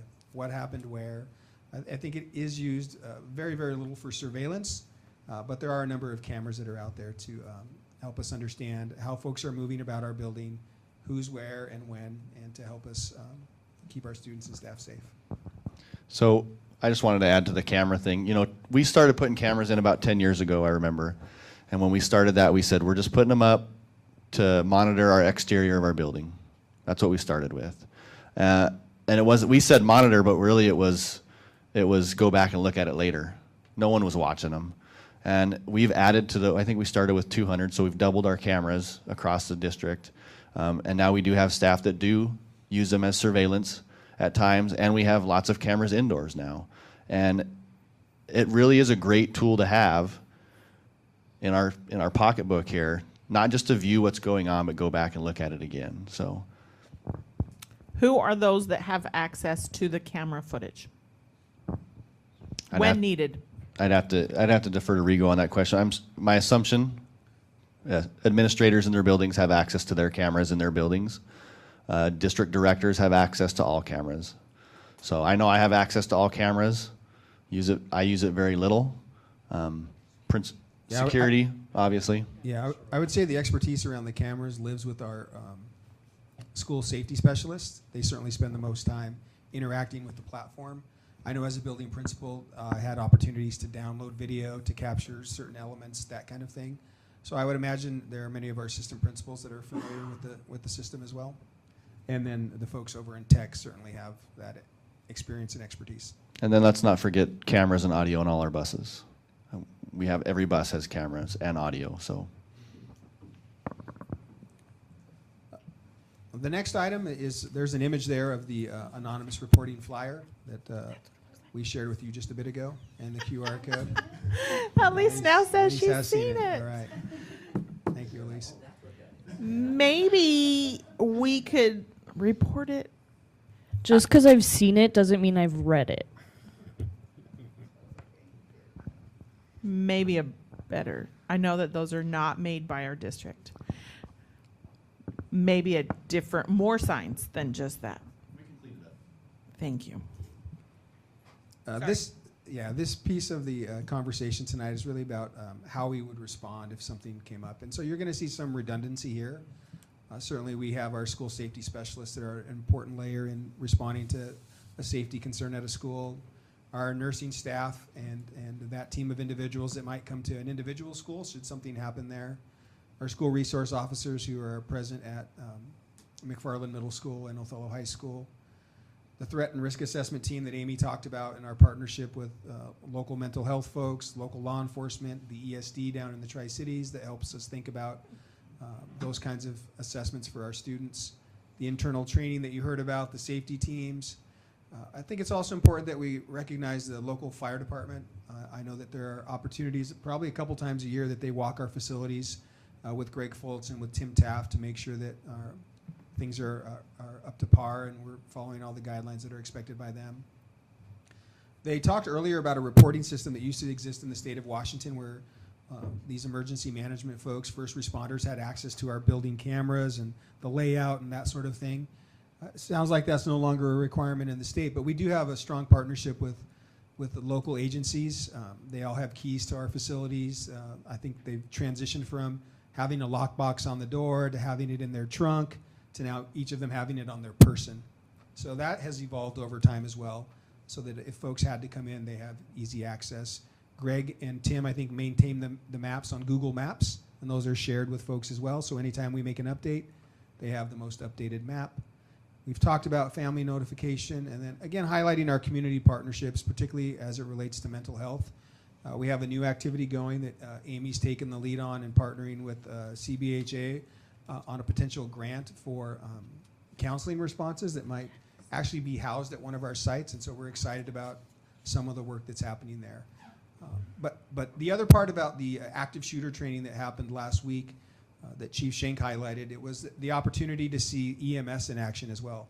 The first responders who partnered with Adams County Sheriffs and with OPD, going in with the teams, understanding what it's going to look and feel like. And so the camaraderie that was felt there between those folks, it was cool to see EMS and to see our volunteer firefighters there acting as victims and taking their role seriously and working as a team So that's how things would happen if we did have an unfortunate incident that we had to respond to.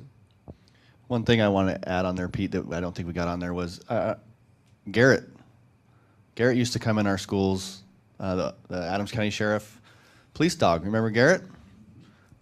He used to come in our schools and check things out too. So I mean, there's more than we could even just put on one slide. And reiterate what Pete said about our partnerships, the maps and information that we use with Google Drive. When I make a change, they see it right away. I don't have to reshare it with them. Next time they pull it up, it's there. So if we move a wall, we add a door, we block a door off, I make a change on the map, it shows on their map.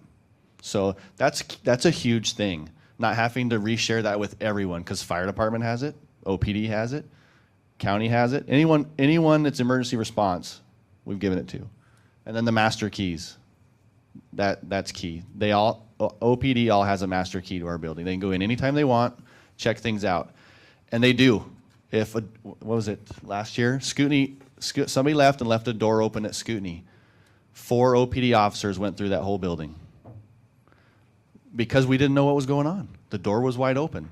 They went in, they check every room that's unlocked, no matter what. So that's key too, is keeping those things safe even when you don't know what's going on. So who has keys? You said police has keys. Fire? Fire has what you call the knock boxes on the Yes. front of the building. So the fire department has a key to their knock box. Only fire department has that key Yes. in their trucks, and then they can get a key there. But fire department's key is not gonna. They're not. If it's an emergency, their key is an axe.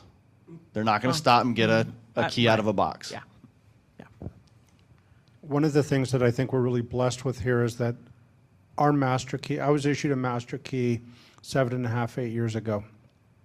That master key opens every lock that I have found, including the padlocks. So when we read the after action of what happened in Uvalde, Texas, they were struggling because they couldn't open the door. They were going through key after key after key after key, calling for more keys and trying those keys desperately to get in. We've got the master keys we need to get in. Paramedics aren't going to come in by themselves, so they don't need a master key. What about sheriffs? For all intents and purposes, we're going to be there first. Sure. And they're going to be working with our officers as we go. And I think you're going to have, at least an officer or two of OPD officers on any of our contact teams that are moving in. And that means you're going to have keys. Okay. Thank you. I have a question, Greg, about doors being locked. I know when I first got on the board, we were talking about, you were reporting to the board about different systems where doors lock automatically or something to that extent. Maybe I made that up. But we were talking about safety. The policy is our classroom doors are supposed to be locked and shut at all times, correct? It's every door that you can lock and keep locked without interfering with the instructional setting. So obviously at the high school, there's some exterior doors left unlocked because it would interrupt the instructional setting too much. There might be instances the classroom doors would be left unlocked also. But we want to keep every door locked that we can at all times, as long as it's not going to interrupt the instructional setting. I know my wife, as a librarian, she's like, man, I go to the door, 20 times a day, but she keeps it locked. It's something you have to get ingrained to do too. Okay, and that's, they're not automatic locks. The person inside the classroom is responsible for locking their door. Correct. And so we've keyed, in the remodel, we've keyed, so the exterior of the door has a specific core, so we can control who goes into the room. But the interior of the door, any key in that building will work. So if I'm a teacher and I'm issued a key for classroom 1, and something happens and I'm able to dive into classroom 3, I can lock and unlock the door from the inside of the classroom with my key. But will I remember to do that? That's kind of a hard concept to keep in mind, that my key works on the inside of every door but not the outside. But we have that capability. We built that in. So that it's imperative you keep your keys on you at all times. When you say the inside door, meaning like a hallway. Inside of the door. So inside the classroom. Inside the classroom. If you're inside the classroom, you can get out of the classroom? No, so what the idea was at the time was we weren't going to have our doors locked all the time. So if I was in a classroom, I can put my key in and lock it from the inside. Okay. Barricade. Barricade. Yeah. But we Or cord hide. it in a way that any key in the building will be able to do that. Okay. So it doesn't. I can just have a key that only gets me in to the bathroom, gets me in, but from inside the door, I can lock and unlock every door from inside the classroom. I've had some parents ask me questions about door locking systems, that the door was supposed to be locked. That was their protocol in Texas. Something malfunctioned with the door. Do we have some systems in place where we are checking the functionality of our locking systems? Is that something that's like part of the maintenance of that building? The only electronic locks that I know of are Desert Oasis, and it only unlatches. It does not lock the door. You have to keep the door manually locked for it to work. The high school entrance does have electronic locks that they can lock and unlock the main entrance doors. Other than that, we have no electronic locking of doors. You may see some keypads and sensors for unlocking, but it doesn't automatically lock the doors. So it's really a manual thing. And then we have help desk. Our work order system, if something's wrong with the door handle, people are vigilant about turning. I can show you all the doors that Travis has to fix all the time. I mean, this guy gets probably 3 a day when you stop and think about the square footage we have, the number of doors we have, we're about equivalent to about 250 homes, 2,000 square foot homes. So we're working on doors a lot. Great. I can speak to the doors really quickly about checking them and assessing them. And I can think of 3 areas where they might be checked periodically. One would be the monthly drills. So during a fire and lockdown drill, the administrators are checking each door to make sure they're locked. So we're going to know if they're working. Each day when our custodians leave, I believe they're supposed to do an inspection of the exterior doors so that we don't get the instance that Chief Schenk described where a teacher left a door open. Those should be checked daily to make sure our facility is secure. And then another time it might happen would be just during the regular course of the day, administrative walkthroughs, as principals are in and out of classrooms, that if they walk up and check a door and it's not locked or not working, that they're having a conversation, and then a help desk ticket is put in so that we can address it rather quickly. The common denominator is people. Greg and I went to vulnerability assessment training in North Carolina a couple years ago. We went and we actually did a vulnerability assessment on a high school. While we were there, they had the fancy system, electric door locks, punch codes, swipe keys, you name it. And we were talking to students, and before lunchtime every day, all of the kids knew the code of the day to get in the building. Well, there's only one way they would have found that out, and that was teachers. So what it comes down to is, are we blocking doors open? Are we breaking our own security? And when it comes down to it, we manage the risk. The inside of the school is a risk. It's not necessarily the highest risk. And we're going to address some of that in a little bit with some of where Pete's going. So the next piece of the presentation, I think really this is the piece that's going to just about wrap it up, is related to some ideas that maybe certainly have good intentions, perhaps unintended consequences. And so we wanted to share some of those ideas with you and have Chief Schenk and Greg share some of their thoughts around these concepts that have been shared. Okay, I'll do the start with door blocks. I'm sure you guys have seen them. I've seen them. Maybe a manual device that's put in to hold that door shut or keep that door from being opened. I mean, that is a potential consequence to us also. That's a risk to our staff. It's a risk to our students because it could be used against us. It is a great tool to help barricade, but there's a risk there. Also, if your door's locked already, you've already done half the work. That's going to be a little extra where run, hide, fight comes into play, where you barricade the door. So it's just one of the things that we've seen. My worry would be with the red door lock blocks that I believe we're all talking about, where we drill a couple holes in the floor, is if a student were to take that and actually lock the classroom, we're not getting in that room. And I mean, well, I can take this chair I'm sitting on and use it to block this door behind me in a way that that door won't be able to be pulled open. But those would make it very difficult even for a firefighter with the right tools. We'd be cutting the door to get in, and that's not best case scenario. Metal detectors are something we hear every time, and I mean, 50% of school shootings are done by past or present students. 50% are not. What that means is half the people that are a threat to our schools they're going to walk right into the metal detector, probably shoot the person standing there, and keep on walking if that's their intent. The student, I mean, some of these school shootings or threats that I've seen lately, the students actually got past the metal detector with the weapon. Well, that metal detector, I mean, it'll make us feel good. It might make us feel complacent. It is not, in my belief, the best solution. You want me to hit the next one? Let me add to that. I just want to add to that. He said it might make us feel good. There's also a detriment to the students. You're walking them through this metal detector every day, and we're gonna talk about that a little bit some more about the educational environment for the students and how it plays for them. Now, on armed staff, we've talked about this over and over again for years, for every year I've been here. And I probably talked about this for every year that I was in Sunnyside.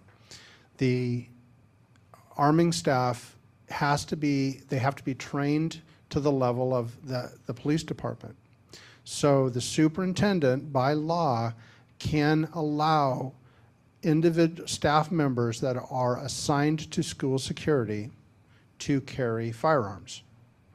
But my caution is Sergeant Garza and myself bring a firearm to every fist fight we go to. Do we really want our school teachers bringing a firearm to every fist fight that they see? Then the next step, I mean, when you've got that firearm, are you trained to use it? Or are you trained to keep it? And we spend a lot of time as police officers learning to keep that firearm in the holster in a fight. Because I don't want that person wrestling it away from me. And I guarantee there are many high schoolers that could wrestle me to the ground. So our recommendation is not leaning, we look at a cost benefit here. Could there be a benefit? There are schools that are doing it. The training requirements alone might outweigh what the safety is. When we look at our risk, having SROs and the great security that we have, alert staff, alert students, good relationships, I think those are a better investment. We going too fast? We don't want to go too fast for you guys. Backpacks. I can talk a little bit about them, but I'd probably refer to Jessica as an administrator for this more. But students need to carry their stuff, and if they're going to bring something in, taking away their backpack's not going to stop it. We've seen it in other schools. They've gone to clear backpacks. It doesn't stop anything. When a student wants to bring something in, they're going to bring it in. No, it's just that. I mean, we've 99.9% of our kids use backpacks appropriately. And so just, a pencil could be a weapon. Most of our kids use pencils appropriately. And so it's just, I think just being smart about how we're putting those, how we're creating rules, and if it's creating more of a problem than a help. Now, on non-lethal, I would also add less lethal to this. The issue here, stun guns, tasers. I mean, most of what a civilian would buy is more like a cattle prod. It's designed to hurt somebody a little bit. It's not like a police taser that's designed to incapacitate them and lay them out on the ground so they can be handcuffed. When we look at things like baseball bats in classrooms, or I've heard bug spray, like wasp spray. Well, carry pepper spray. Don't carry bug spray, carry pepper spray. The law says you can carry it. It's more effective. It's designed for that use. Now, baseball bats, When we teach run, hide, fight, we're teaching the teacher or the student to improvise already. And as you look around this room, there's all kinds of weapons in here. So when we train these teachers and send them back to the classroom, we ask them to look around. What do you have as weapons in your classroom? And is there something that you would want to pre-plan to use? This chair I'm sitting on could be a weapon. The flagpole. I mean, we look around, there's all kinds of stuff in here. So coming up with improvised weapons, that is something we teach in the run, hide, fight portion. So, issuing that to our teachers with the expectation this baseball bat is for protection, you're now telling them that's a weapon. We'd rather they improvise as they need it. Do you want to talk fencing and SEPTED? I just wanted to, and when you do hand that baseball bat and say, use this, some people get tunnel vision and they don't look around. And so the run, hide, fight training is where it's really important, is you got to use what you have because you may not be able to get to what you're thinking of. And we've talked crime prevention through environmental design, and that's, we didn't talk much about it. It's an outside-in approach. Honestly, a foot-tall fence in front of your yard affects how people walk around your yard. So we don't need concertina wire, razor wire across our fences to make kids feel safe. In fact, I think that's going to have the opposite effect. When we start looking at fencing and run, hide, fight, are we herding kids into a corner? Or is it better that they're able to run and not have a barrier? So that's a consideration. And so, but on the other side of that, if it's a 1.5 foot tall fence and it keeps the crazy person walking by the school from walking across the grass, maybe that's a good idea. So we're having those discussions. As we do vulnerability assessments, we provide not recommendations, but actually recommendations, but we identify what some of those concerns are and what some of the things can be done to help fix it. But fencing off all around our schools is probably not something we're ever going to come to you with as a recommendation. These kids, some of them feel like they're in prison, but they're not. Yeah, SEPTED's really interesting. All of you have probably flown. When you get in the TSA line and you start zigzagging, that's kind of like SEPTED. You don't cross the barrier even though the line's way up there. You follow it. So if you've been to the middle school, you've seen the little strip that comes across in front of the office during the day. I mean, when we talked about we don't want people just to come in and walk straight into the middle school, we're like, what can we do? Simple little strip like you see at in line at the TSA, and you'd be amazed how many people that just stops right there. It's just a mental block. I got to stop. I got to look at the office. You think you need doors. You think you need chain link fences, but when it comes to SEPTED, it's those little things. Like you said, bushes 3 foot tall, hard to hide behind. Maybe they have some thorns in them, keep people out. Trees trimmed up high, so we have good visual. It also takes in, keeping your blinds open, everyone looking outside the windows. So SEPTED's really all-encompassing of the building itself and trying to just navigate people where you want them to go or don't go without them even realizing they're doing it. I actually crossed the line today at McFarland. Like, you're supposed to go this way on this side and come back on the other side. And I was like, oh, I just crossed the line. I have to go back. I did. Like I didn't go, okay. I was walking down the hallway already, and I crossed the line, like you're crossing the yellow line if you're driving, and I just kind of went, oh. I'd love to hear from Jessica how that worked we did it for COVID in your building, right? Staying on the right, going And around your the traffic roundabouts. circles. How many kids still follow that? Well, it's like a pre-driver's ed program at the middle school. We're teaching people how to do roundabouts. Yeah, they still do it. And what's neat is the adults were policing themselves too. So if I was in a hurry and I was trying to take a shortcut, one of my parents would call me out. That's a shame. You need to go back around. But the best part about the middle school is Lisa Krupa out there high-fiving every single student that comes in, and the SRO saying, good morning, how's your day? You look great today. That's what it's about. Right, Pete? Exactly. Thank you for bringing it back to the students. I appreciate that.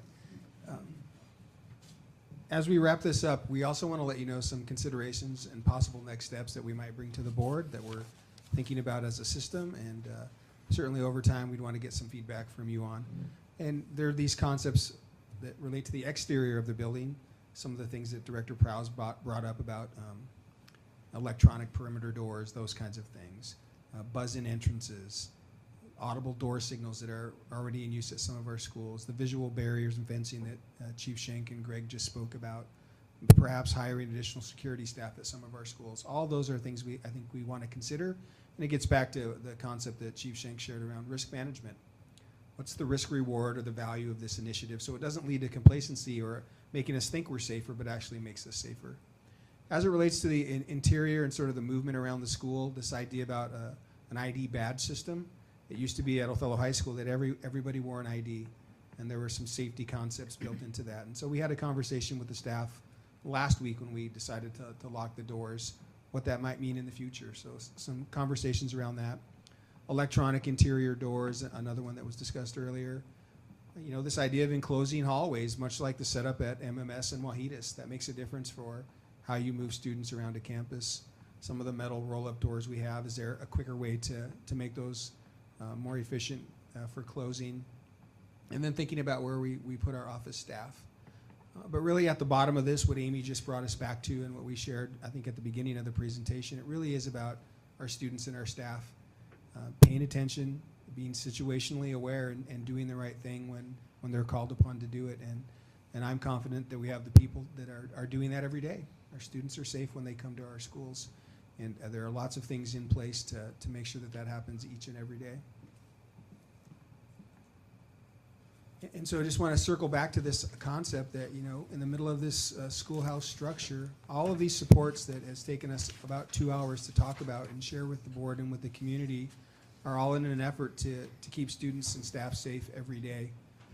And again, I think there's an opportunity not only today, but moving forward to more routinely emphasize the things we're doing and to process and think about how we can do them a little bit better. So we appreciate the opportunity to share that with you tonight. And with that, we're done with our side of the presentation, but would certainly welcome any additional questions or comments from the board. I have a quick question about our security training for our security officers I'm not aware that there are any in the K-6 schools, but I know at the middle school and especially at the high school there are non-SRO, I mean Sean's one of them. What kind of training are you guys getting? And are you working together with Tim Taff is our new safety specialist. Is that something that there's a collaboration happening with Tim, happening with our police department, whatever's happening, and how often is that training taking place for our security officers? Well, I'll let Tim answer part of that question, because is he still online? No. He's gone? Yeah, go ahead. Okay. So we have provided some training. We've provided, I'm trying to remember off the top of my head because it's been since before COVID, and Sean would have a better idea what he was trained on, but I know we've provided some de-escalation training, but not enough. We've provided the safe schools training that we've talked about. I know we sent them to, was it the SR? WASRA. Washington School Resource Officer. It's an annual training. So those are some of the trainings that we've provided. Always can do more. I don't know what Tim has been working on them with, but I know he has. He's been asking me questions about what we've done in the past, so I know he has been doing some work with them. I think the other piece about training, it might feel like, you know, it's not training unless you go somewhere, unless it's an outside expert.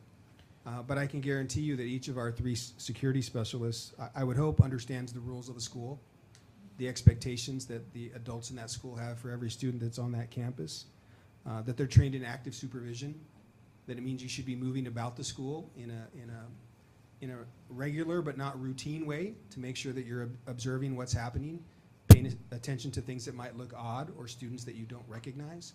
I would hope that they're getting training on how to develop relationships with students, some of the things that Sergeant Garza shared. So, you know, training is a complicated word. Professional development, adult learning, those don't all happen in a singular setting. It doesn't mean that we sent you to North Carolina to learn how to do such and such. On-the-job training, learning who our kids are, learning how they respond and react to particular situations. I guarantee that's happening every day. And I hope that our principals and our supervisors are holding folks accountable when they see less than proficient practice, right? Because we shared earlier that our primary role is to make sure kids feel safe. So I would hope we never get in a circumstance where we had to respond to the media or to families to say that we were undertrained, we were underprepared, because I don't believe that's the case. Well, and I think to attest to Sean here, Sean and I have talked a lot, and if we could go to more trainings, we would. We'd accept all the trainings we can. But Sean's been there for several years now, and I can tell you he does a great job. You know, you see him there, the kids know him, the kids talk to him. He interacts with them like we want a security specialist to do. You know, that's just another layer in the system. I guess my question was more in my mind centered around when you're doing run, hide, fight training with your staff, is your security also involved in that along with OPD so that everybody knows what they're doing in a situation that we hope never happens? Yes, they'd be included in the training. Okay. They've been included in almost every one of those trainings we've done. Okay. Thank you.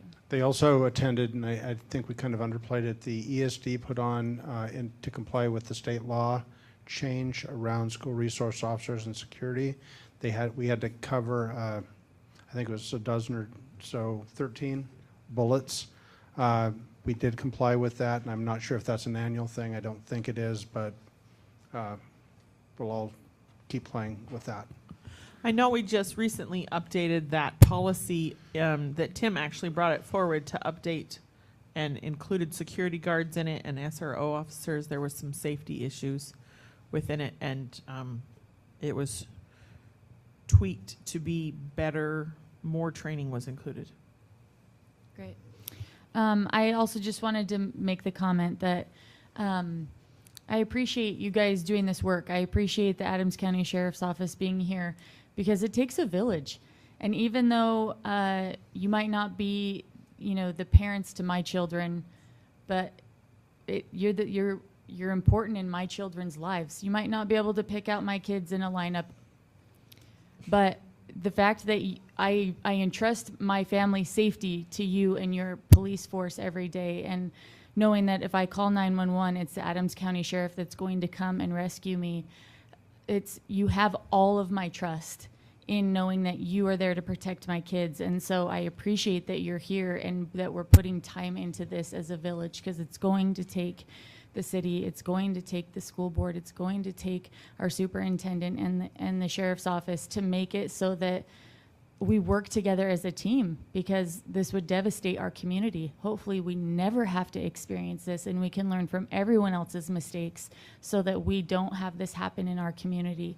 But I appreciate, I've asked more questions tonight than probably any presentation I've been a part of since I've been on the board, because this just feels right up front, and it feels right in my face, and I think about it every day when I take my kids to school. And I know I'm not the only parent. It's been the topic of conversations at the baseball field and after graduation, and any time when parents are together with their kids, they're concerned. This last event hit a little bit different, and it looked like our community, and maybe that's why it felt different, and it kept me up for nights on end. But I'm not the only person in town thinking about it, and I'm not the only parent nervous about what would this look like in our community. So the fact that you are taking such care of putting minds together and working together to do this, I really appreciate it. It's going to take everybody, so thank you. And I know our parents that aren't here tonight have been in my ear saying things, and the questions I asked tonight, they asked me to ask, and I'm hoping that they feel a little bit more at ease like I do after having this meeting, and they can sleep a little easier tonight. But I just want to say thank you for all of your guys' work. I'd also like to thank the board, Pete, if I may. The partnership that this school district has with us allowing us to and work and helping fund school resource officers, our ability to work with the security officers and the administration, and I'm going to say especially in the criminal justice class, because hearing Elise tonight say what she said, if we can affect 50 kids a year like this, so they come away with that kind of an attitude and that impression is gold. And Amy told me we had 75 kids want to sign up this coming year, so I'm not sure what that's all about, but Right on. it's, Yes. I'm not committing to that. But our relationship, our partnership, and I want to tell the board, I truly believe we are in the top 1% of the nation. We're I don't want to say ready. But I think we're trained well, and the pieces are in place. Any other comments by the board? Yeah, I just really want to put out an appreciation for the collaboration. Like I said, we've been able to add another SRO in the past year, which has been a great team effort. Listening to what we discussed tonight, it was still a learning session too. It was learning for us, learning for you guys. Some great new ideas were brought up, some other ideals.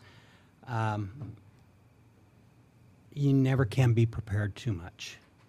And you could always train and train and train, but circumstances change all the time. And unfortunately, we have to learn from those circumstances, from other communities, other things that have happened. But I know you guys have got it handled. The incident that happened here recently, I even had a staff member from McFarland approach me and tell me how easy that made them feel that we're prepared for particular circumstances.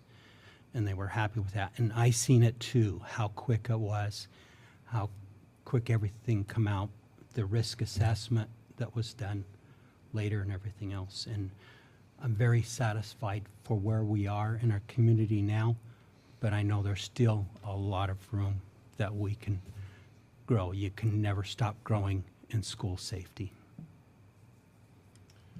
Well, I just want to wrap it up here on behalf of the school board to just piggyback and say thank you to everyone involved. I want to commend Pete and his staff for the great presentation, all our presenters here. But I am going to go to I think the number one thread. I think it was mentioned by the Chief Schenk. It is about people. I mean, because we can have the best safety protocols in place, but if we as humans, and I say we, everybody, the entire village, aren't on the same page for one, aren't looking out, aren't saying something if we see something, aren't prepared to help or be of assistance, it's all for naught. To the community, you've heard our police chief be hesitant to say that we're ready, but try to say it in a different word. That makes me comfortable. I'll be able to sleep comfortable knowing that the folks that are in charge feel that confident, and I think our community should feel that way as well. They can count on the Othello School District keeping safety at the forefront of everything we do. Jen, you mentioned that it was odd or strange to hear that safety was above education. If our kids ain't safe, the education can't happen. So again, thank you to everyone involved, everyone in this room, the fact that you guys took the time, Sheriff's Office for being here, those of you that are here. This is important enough. I'm supposed to be in charge of the timing of the meeting, and it was supposed to be a 1-hour presentation. That goes by the wayside. Safety is that important, guys. And again, I commend Pete, the entire district, the staff, and to everyone listening, I'll say it again. I know we took the hashtag from Boston Strong when that happened, and I sometimes use Othello Strong. Well, we are Othello Strong. And I think if we continue with the attitude that we trust the district, Pete said, our parents bring their kids and trust us. to educate them, but they trust us to keep them safe. And so far, I think we've done a very good job of that. Is there any fail-proof plan? There isn't one, but the fact that we're open to improving this, to making any change necessary, I think speaks a lot as a district. To hear law enforcement say that we're ready, we're prepared, makes me very comfortable as the president of this board to tell our community that we will do our best to keep your kids safe. I know there will be multiple opportunities for professional development training for our staff to plug some of those holes perhaps if we incorporate new things, that they're going to be done the right way. Again, thank you very much to everyone that was here, to the entire community. If you took out the time to listen to this presentation, I hope you, like us, feel a little more confident. Let's enjoy our summer. I think tomorrow's our last day of school. Let's enjoy the summer and know that our folks are going to continue to prepare to keep our kids safe when they come back to school this fall. Again, Pete, thank you very much. Don't know if you have any closing words. Just one final word. Certainly appreciate the acknowledgement of the staff and the district for putting this all together, but I think there's perhaps one important note here that it's for Gael and for Elise and the hundreds of kids out there that are like those two. And they're the ones that give me energy for the work and make me hopeful for our community and for our country. When we find out about things like we did last week, it's because of people like them. It's because of our students. And so as much as the staff can be trained up, as much as we can put things in place and prepare ourselves, and we appreciate the recognition for all that hard work that's happening, I think it's also an excellent opportunity for us to remind our students how much we care about them and how much they care about each other, and they demonstrate that every day by looking out for one another and taking care of each other. So special acknowledgement to all of the students in our school district for helping keep each other safe. Absolutely. Make sure you guys, every opportunity you have, keep spreading the word, guys. It is about you all.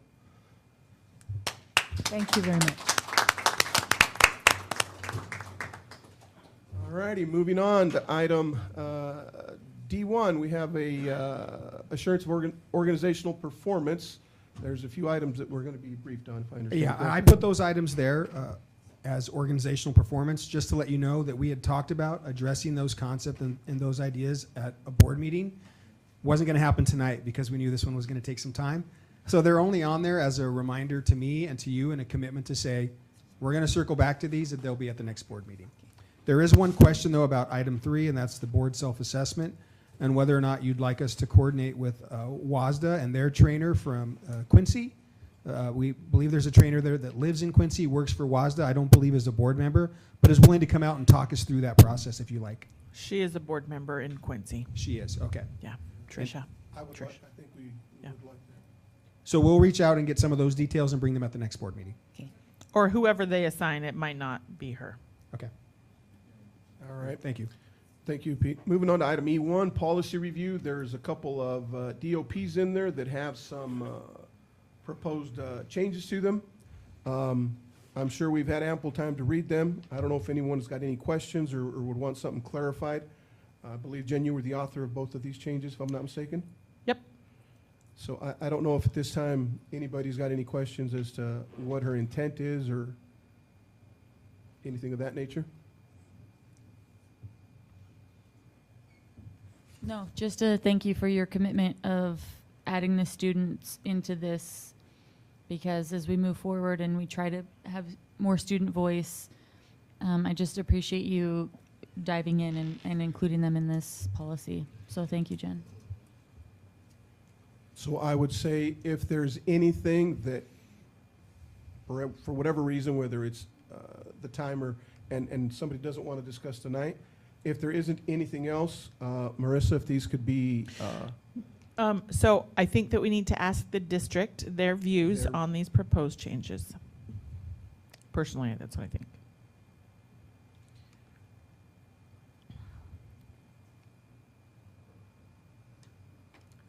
So the student and family involvement, as I processed that one over the last few days, is certainly consistent with the board's vision around including student voice as board members, the participation that we've had with WASDA and at NSBA and Elise and some of her work with those associations, and also my own goals in establishing the leadership group for me to inform our work. So I think it's absolutely consistent with what we're doing, with what we've said is important, and is a good adjustment to our policies.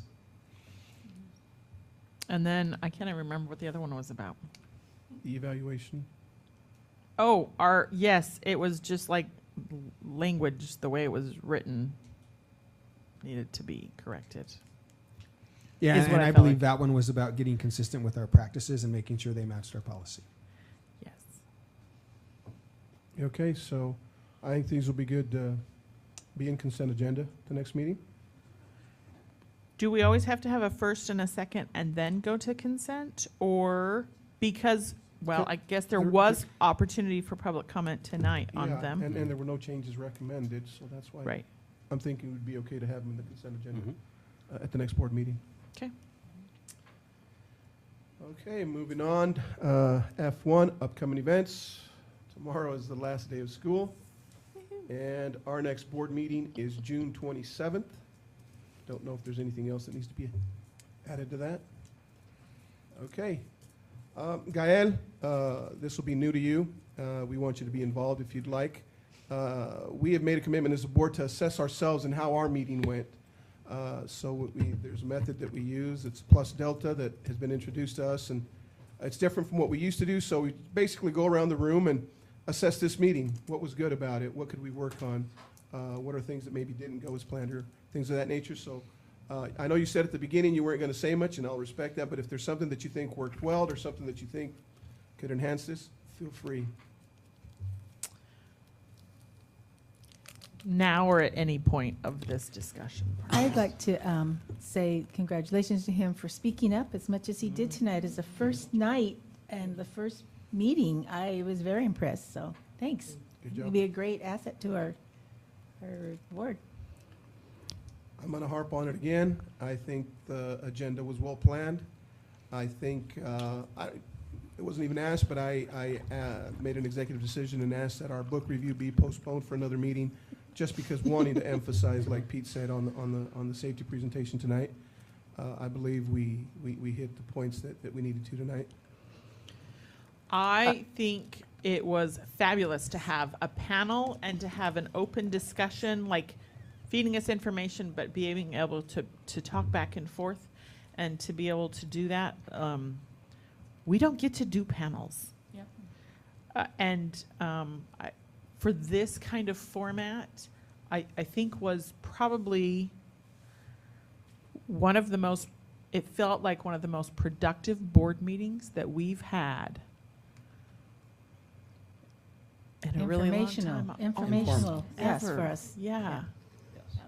I'd like to commend us all on our participation. I think we all, if we had a thought or a idea, suggestion, question, we were upfront with it, and I'd like to thank you all for that. And that we were able to do questions in the middle instead of waiting for the end of, not all panels can handle that. Not all presenters can handle being stopped in the middle, but that was extremely valuable, I think, too. To add to that, the participation from both ends was awesome, and yeah, I agree. It's nice to be able to have that back and forth discussion. And that the students participated during that and were asked their comments. We need to focus on that more. We as a board need to do better at that. So I guess maybe that would be not specifically for this meeting, but for future meetings. I don't know if we want that as a delta. So it's plus and deltas, plus for what worked great and deltas for what to change in chemistry. Delta, the triangle means change. I don't know if that's, Pete suggested the way that we do this, and so. A plus for me, which is, I agree with everything that everyone said. This is just a logistical issue. I appreciated, Pete, that we held the meeting for a couple of minutes until we could get our technology so that all of our community could participate, because it's just been a very important topic community-wide. And so I appreciate our board president and you, Pete, for holding back and waiting until we could get that sorted out. It was well worth the 2 minutes or 90 seconds it took or whatever. I'm going to go kind of a little off track. This is a delta, but it's going to be a delta for this school year.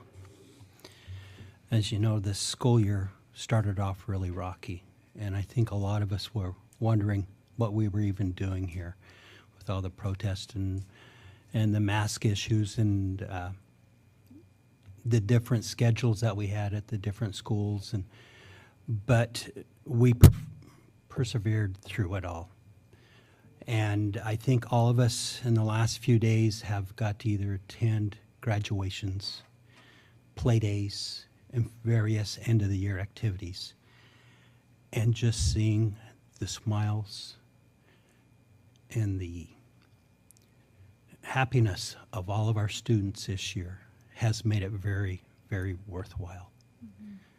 So I have to really compliment all the staff, parents, everybody that's helped get us through another difficult year, and look forward to next year when everything, we should be able to start on a normal schedules, new schedule for the high school, trimesters, I believe now instead of, but it should be more back to normal. We have learned a lot of things the last few years that we have incorporated into our, but it's all for the better. And I just really appreciate this last school year. I will include, not that it needs to be jotted down, Pete, I want to thank our parents, our community members for making this possible. Perfect? No. But again, I've always told our board, if we keep kids at the forefront of every decision we make, things are going to turn out right. And you're absolutely right, Ken. Kids getting wet with the fire department, graduations with everybody there. Lucky now, and rain helping us to appease the folks that wanted it all outside. Everything worked out, and I saw a lot of smiles today. I saw a lot of kids, especially this morning at the middle school, that were encouraged to get out of their comfort zones. And you could tell some of them weren't comfortable, but yet they followed through with what they were supposed to do. Community of Othello, thank you. Every staff member at the Othello School District, thank you for making this, I think, a very successful school year. And I know that wasn't part of the meeting, but I'll end with that one, Pete. All right, moving on to item G1. The board will recess into executive session for 45 minutes to discuss the performance of a public employee. No action will be taken following the executive session.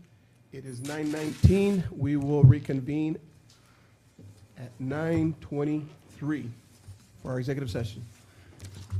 We are in recess. Yes, we're going to your office, right? I believe so.